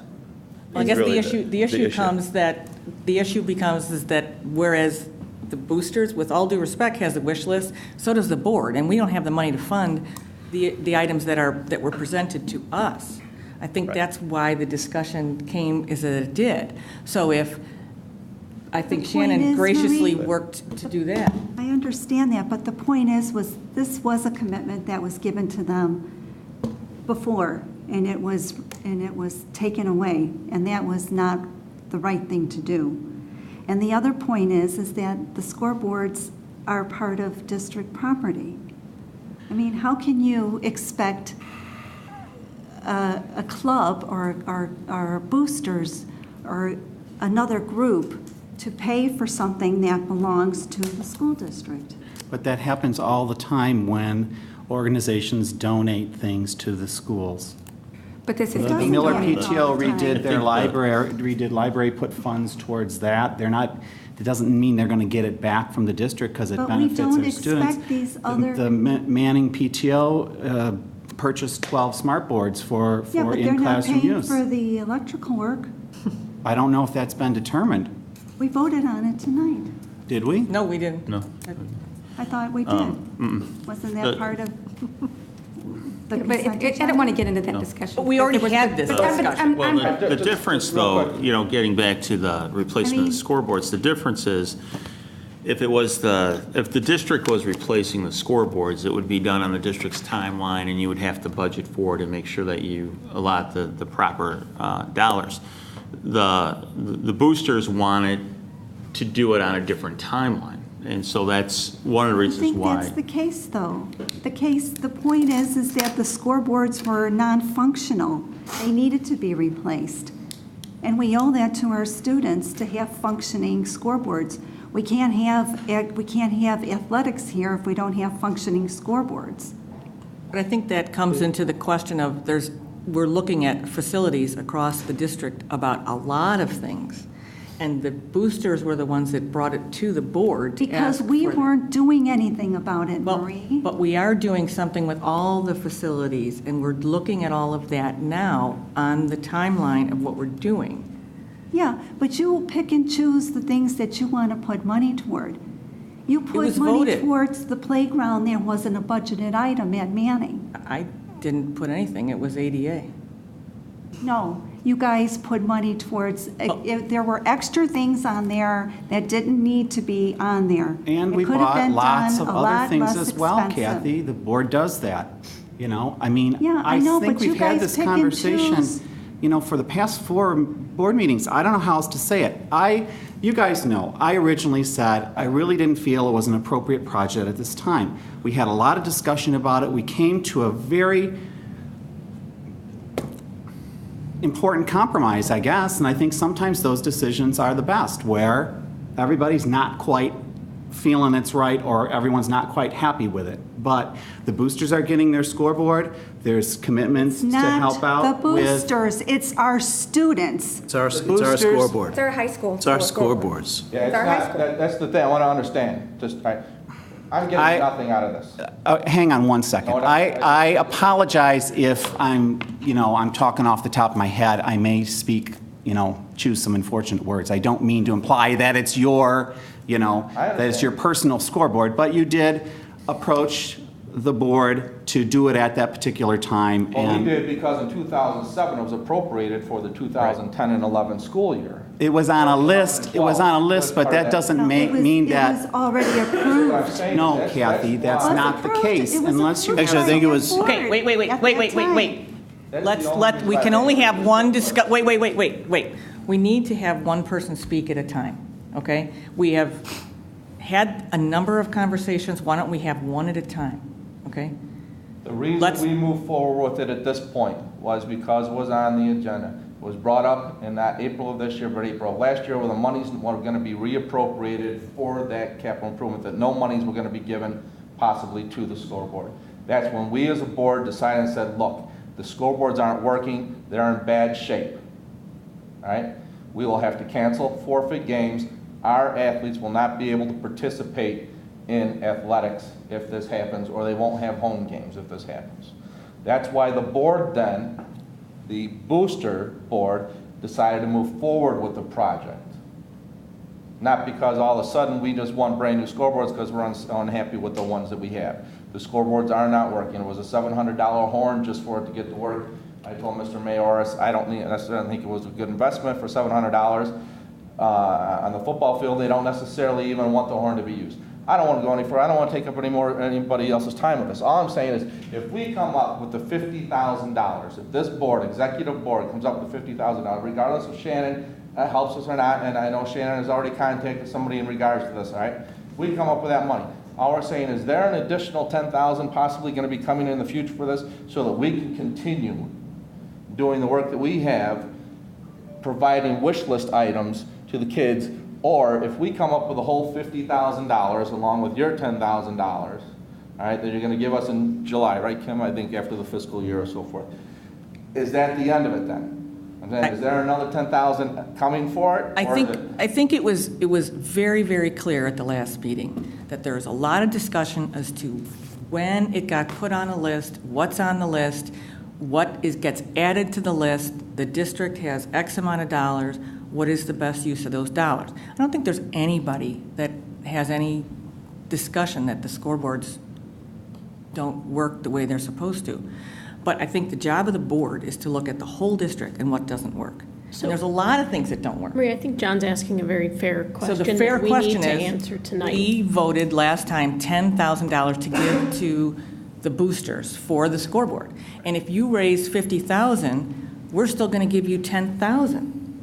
So that you can use some of that 10, I think the question, the question comes up, I'm sorry, was. That 10, that's all we talked about. And I know there's a question, and I think we kind of talked before that we would look in 6 months as to where we were. We already voted on this issue. And it's I'm voted. bringing it up for reconsideration. But you didn't vote for it originally, so you can't. And part of it, though, and What was John, that? I'm actually- sorry, I missed that last one. That last point, Joel? Kathy didn't vote for the scoreboard, so she really can't bring it up for reconsideration. She voted on the issue. It was a 3-3 issue. It wasn't a 4-3 issue. It was a I 4 understand. to No, 2. it was 3-3. The motion 3 to 3, so it was For not 10, carried. but the 20 question was 3-3. Right, It wasn't a 4-3 vote. right. It was a 3-3 vote. That's a whole different dynamic than something that loses 4-3. But then we Having voted. said- And it was 4 to 2 for 10,000. I'm going to take just a minute just to just share my 1-minute thought.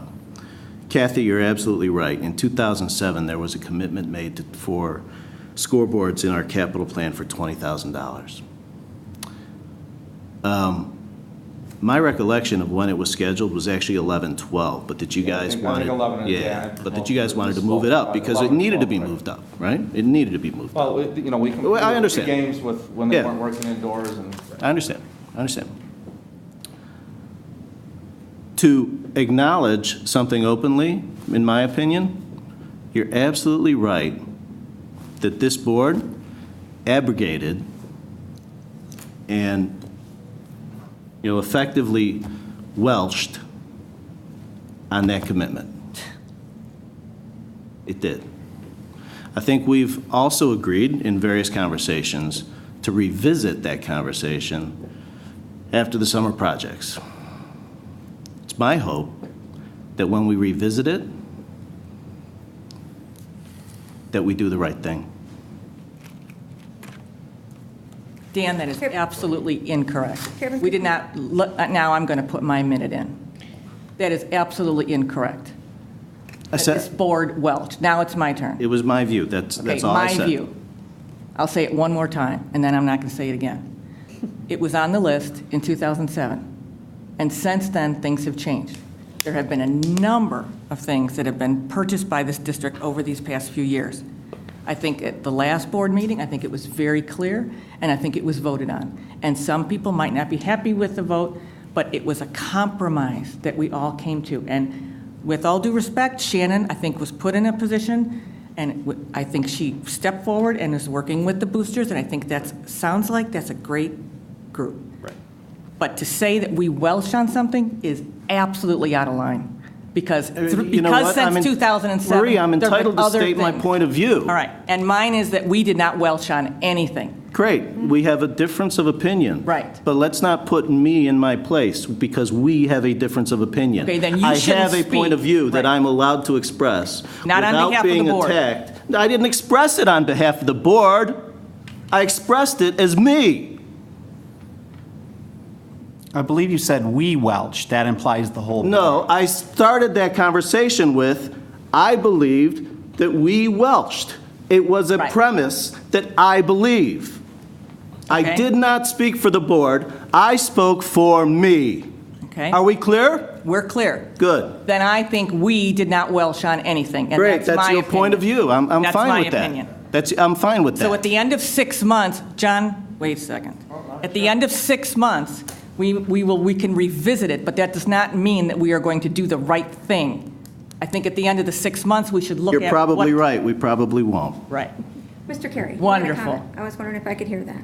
Well, what I was going to say was, John, the question you're asking is different than what had been discussed. And what had occurred was the board agreed to the $10,000 of district dollars. Shannon had offered to work with, whether it's the boosters or other individuals, to try to raise the additional $10,000. What you're asking of the board now is if all the money is raised for the scoreboard, would the district still make a commitment to an additional $10,000? And I think that's a very different question. That is a different question. Than what this conversation has been. I think, and I can only speak for myself, that if the monies are raised for the scoreboard, then the monies are raised for the scoreboard.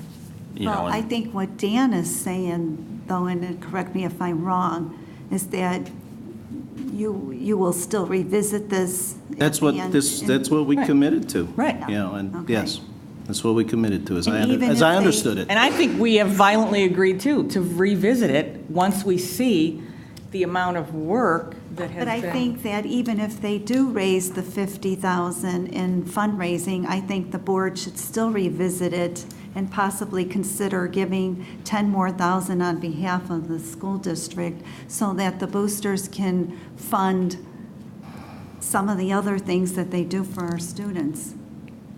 That is my feeling. And I know most of you probably won't agree, but that is my feeling because I feel that the scoreboard belongs to the school district. We should fund more than just 10,000 out of 50, so that if we can give them 10 more thousand, that's 10 more thousand that they can use for the other things that they supply for our students. Well, or could pay the loan down so we can Or get pay back the to where loan we are down, loan at this down, current right. time. So I think that's really the issue is in the 6 months, if the advertising has been sold, we've raised the 50,000, is it still going to be considered to make that a $10,000 contribution if there is funds available through the capital project? Let's say the roof assessment ends up being fine, so we have extra money available that is there. Would that be considered if so are we almost getting penalized for selling all the advertising, whereas if we don't sell all of it, then, then there's still a need or a visual need because you have 2 open spots on your, scoreboards. I think it was actually initially Joel that had mentioned we should look and see how things go over the summer. And I supported that, and I think that regardless of the fundraising that goes on, we should look. I think we have an obligation to do that, and I don't think, kind of to use Courtney's words, I don't think we should penalize them if they do well with fundraising. It shouldn't be contingent upon how the fundraising goes. Right. I think we should go back and look. What are our additional capital expenditures over the summer? If the roof project ends up being a larger project, obviously then there are no funds available. If it ends up being, assistance given for the baseball fencing, where we can, cut that cost in half, and there's an additional $5,000, another $5,000 off of the roof project. All of a sudden, you have 10 of what you've appropriated for use in the summer. I think that's really what we're looking at. We're not looking to continue to get $10,000 a year. It's the original 20. If we're looking at this, can we address that without taking into consideration what the results of the fundraising, because they really are separate. And I think that characterizes it correctly, that what we voted on is that here's 10, no matter what. And then we go, but then we look at the end of the summer, where that's where I was going, where the summer projects come in, and then we see if there is additional funds. I think that's So really the answer to people asking that question is it's not going to be known until projects are wrapped up and the board takes a look at how the expenditures went for the summer and what any emergencies or anything else that may happen to come up, and that's just where it begins to be a touchy side. Is it a district function of going out pursuing, or is it the boosters, or is it a joint venture, or what kind of venture? All I know is, the kids, people are excited. All right? This is a great thing for the athletes, not only for the athletes, but I think for the parents, for anybody that comes out to Westmont High School. We've talked about it many times, very passionate about this. I think we should have working things at our facilities and stuff, and I don't always necessarily think that it's up to the other organizations and so forth to purchase things that are a need in the district. That's all I'm saying. So thank you for the 10,000. I'm not gonna ever take that back. You can't. That's too bad. Kim's already committed to it in July. So that's no one's trying to take that back. I just want to say thank you. And I didn't mean to get heated or anything, but it's not. But it is. It's a very vital, important thing. And just as Dan stated earlier, just in the last year, I believe it's over $20,000. Is brought in from the additional fees and so forth paid by the athletic parents. And the boosters have done a fabulous, fabulous job in raising the money for what you have done. The parents spent an awful lot of money at concessions the other night on Thursday, so we netted a very good amount. So I'd like to thank LNF for making those 42 pizzas that we sold last Thursday night. That was fantastic. Yeah, the Wizards event really was a wonderful event. Thank you. Thank you very much. So thank you. Thank you very much.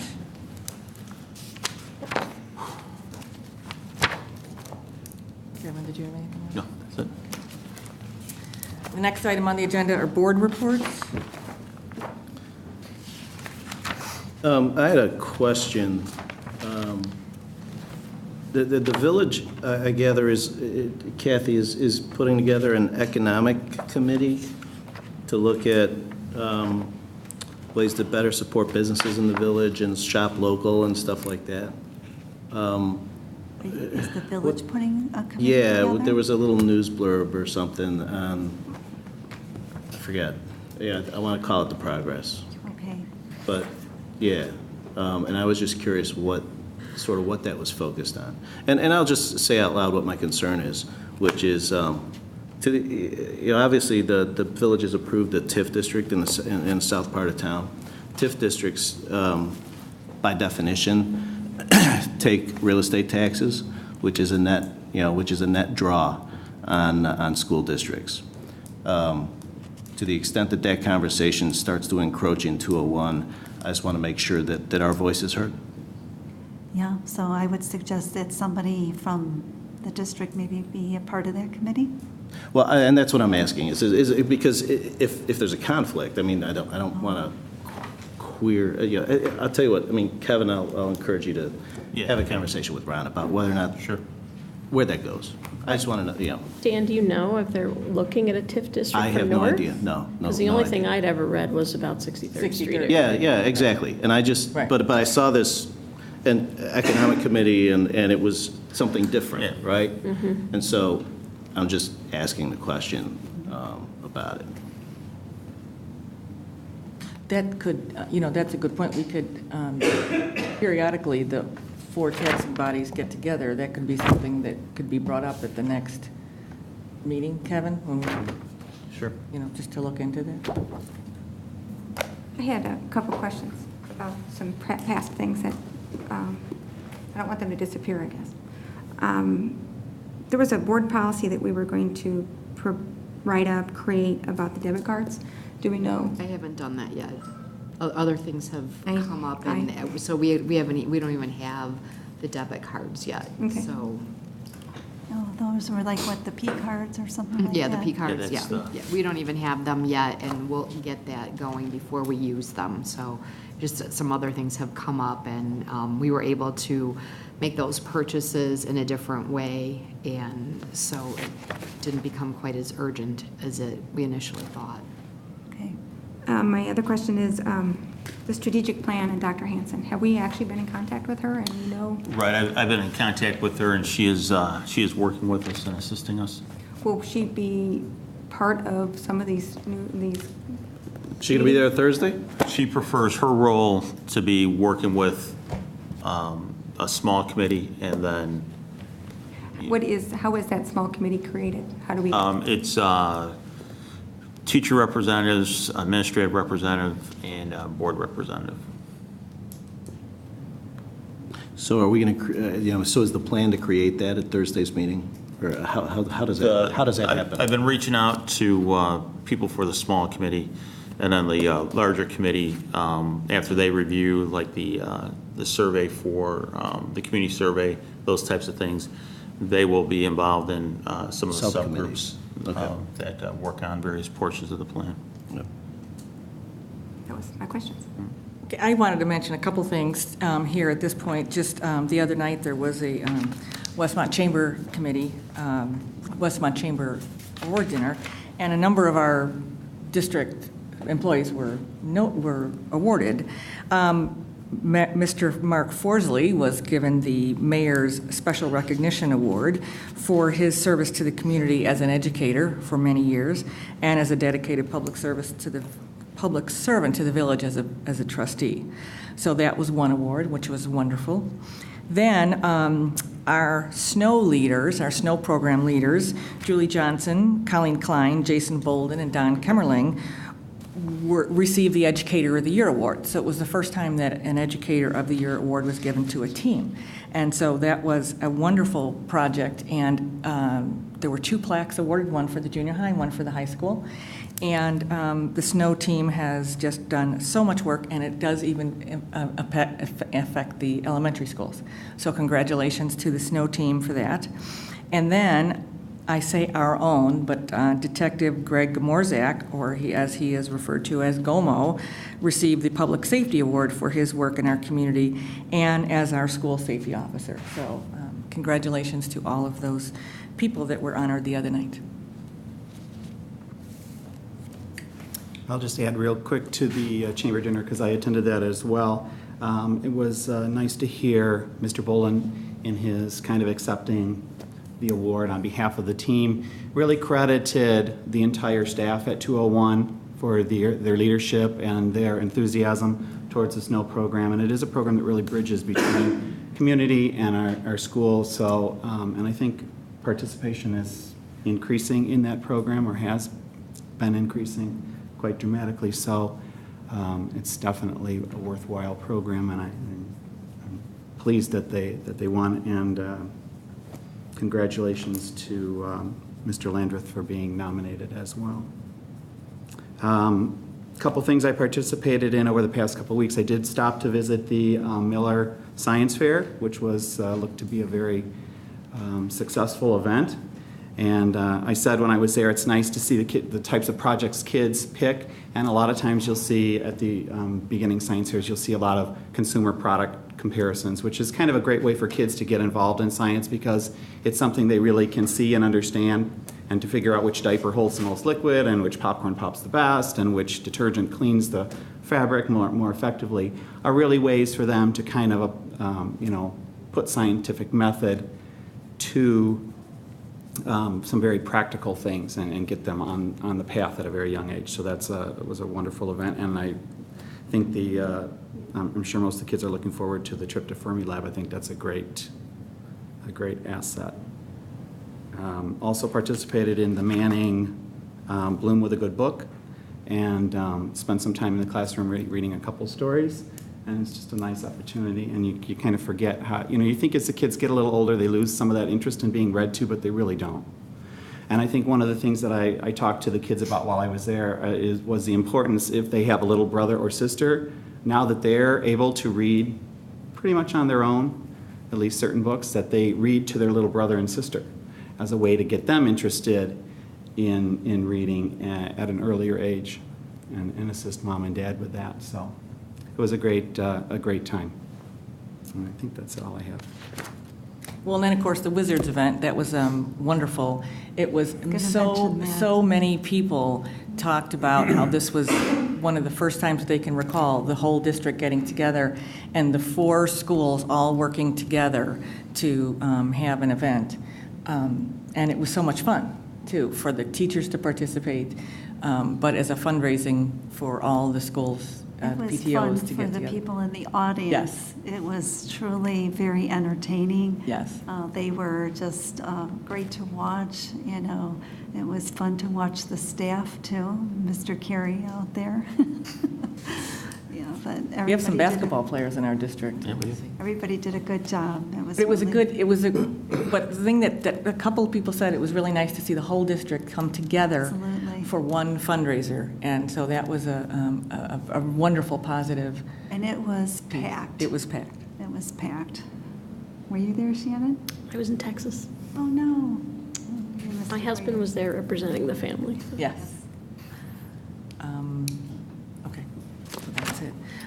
Then, moving along. Special education, Joel? Not a lot. The last meeting was fairly routine, the SACID meeting. We did have some parent participation at that meeting, which was a little bit unusual. Typically, we don't see that, but there are a group of parents that are concerned with the DHH program, especially the preschool portion of it that is at, I believe, Fairwood School. And they're concerned about some of the changes to the programs. I guess a number of, the enrollment has gone down for next year, and so they've had some restructuring within the program, and I think some of the staff that was in the preschool class there may no longer be there, and so they came to talk about that, and at this point, SACID is continuing to monitor enrollment in the program and see if there'll be any changes, probably around May or so when they get a little better projections of attendance.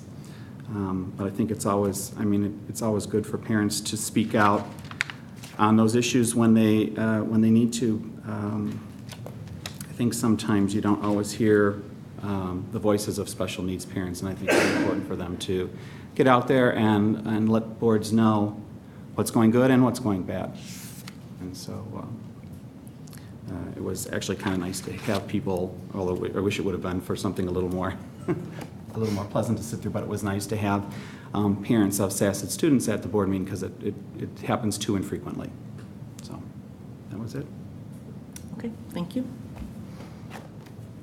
Kim? Finance. All right, the lunch report is there for you to review. Again, expenditures are significantly outpacing revenues in our lunch program, currently to the tune of $81,000. The activity accounts are presented in the balances for each of those. Fund balance summary as of March 31st is also presented.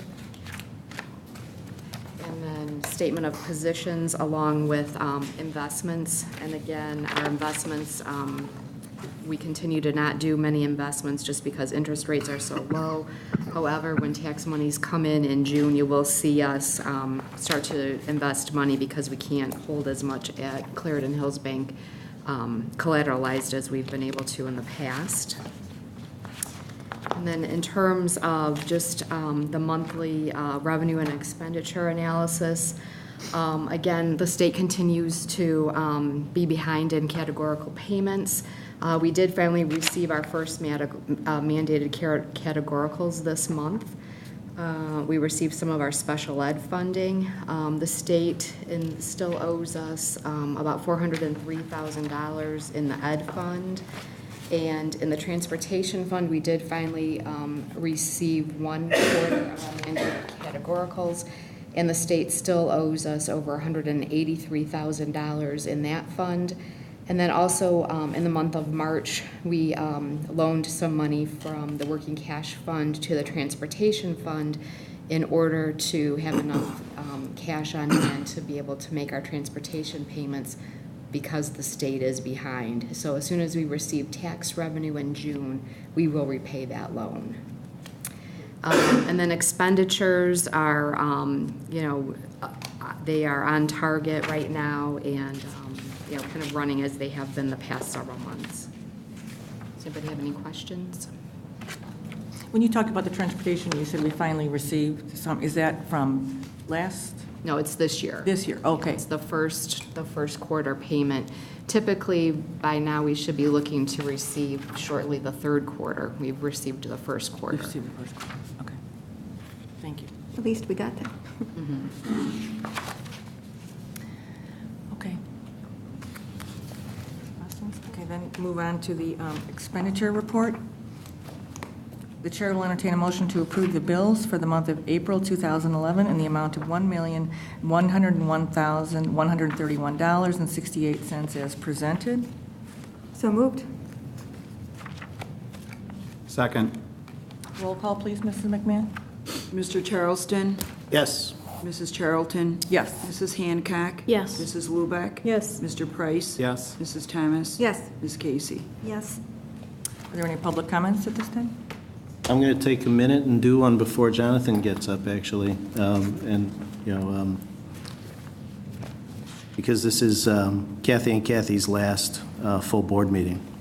For the 8 years of time and effort, passion and commitment you've given our district, thank you seems so very inadequate. Your commitment to your principles has never wavered. During the 8 years you've served, you've worked with 3 superintendents, 12 different Board of Ed members, administrative changes too numerous to count. The true constant during these last 8 years have been you two. During that time, you've tackled both the mundane and the most excruciatingly difficult decisions you faced with precious little more than the occasional thank you and all too often much worse. Now, as I sit here, I'm beginning to understand that you did so not only without compensation, but more aptly at great personal cost. Our district has absolutely moved forward these last 8 years, that you've been charged with being an integral part of its governance. With your leadership and dedication, it has weathered storms and controversies, and in my view, you two should take great pride in the full knowledge that you leave this district a better, stronger, and more vibrant school system in which children receive a higher quality of education than when you first took your oath of office 8 years ago. As my own children have been and continue to be a beneficiary of that, I offer you my own personal thanks and my sincerest apologies for any and every moment I took that service and that sacrifice for granted. Godspeed to each of you, and thank you. Thank you, Dan. You're welcome. And before Jonathan gets up, I have a shorter version, if you don't mind. In the comparatively short while I have been seated on this board, I have gained a new respect for the volunteer job you both were elected to do. For the many years you have each served our district, it is not an easy thing to do to sit on a board and give an opinion or perspective, or even ask the questions that need to be asked. Thank you for the time, commitment, energy, and perspective you each gave to our schools and our community. Your years of service are appreciated, and I want to congratulate you both on your retirement and wish you the best in all your future endeavors. Thank you, Diane. Thank you. Okay, Jonathan, did you? That was my comment, but Dan and Diane did a lot better job than I could. Thank you very much, both of you. Thanks, Jonathan. Okay, then the chair will entertain a motion to enter closed session for the purpose of discussing collective bargaining and personnel issues and discussing part of the agenda. Yeah, consent that's the personnel. and So per- moved. Part of the second part, the Right, third part of personnel. it, yeah. Second? Roll call, please, Mrs. McMahon? Mrs. Hancock? Yes. Mrs. Lubeck? Yes. Mr. Price? Yes. Mrs. Thomas? Yes. Ms. Casey? Yes. Mr. Charleston? Yes. Mrs. Charlton? Yes. We will have a vote after this.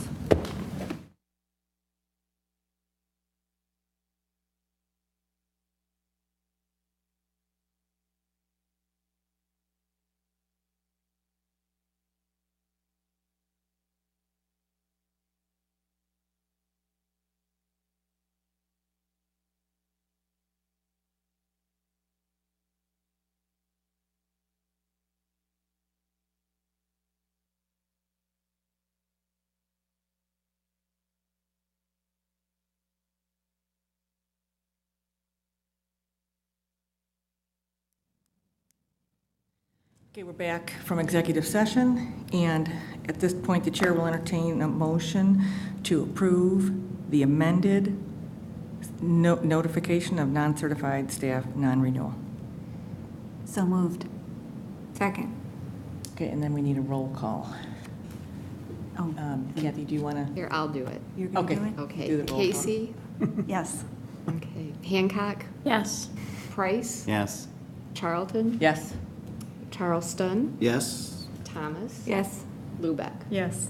Okay. Very good. Motion passes. The chair will entertain a motion to adjourn the meeting. So moved. Open. All in favor? Aye. Meeting adjourned.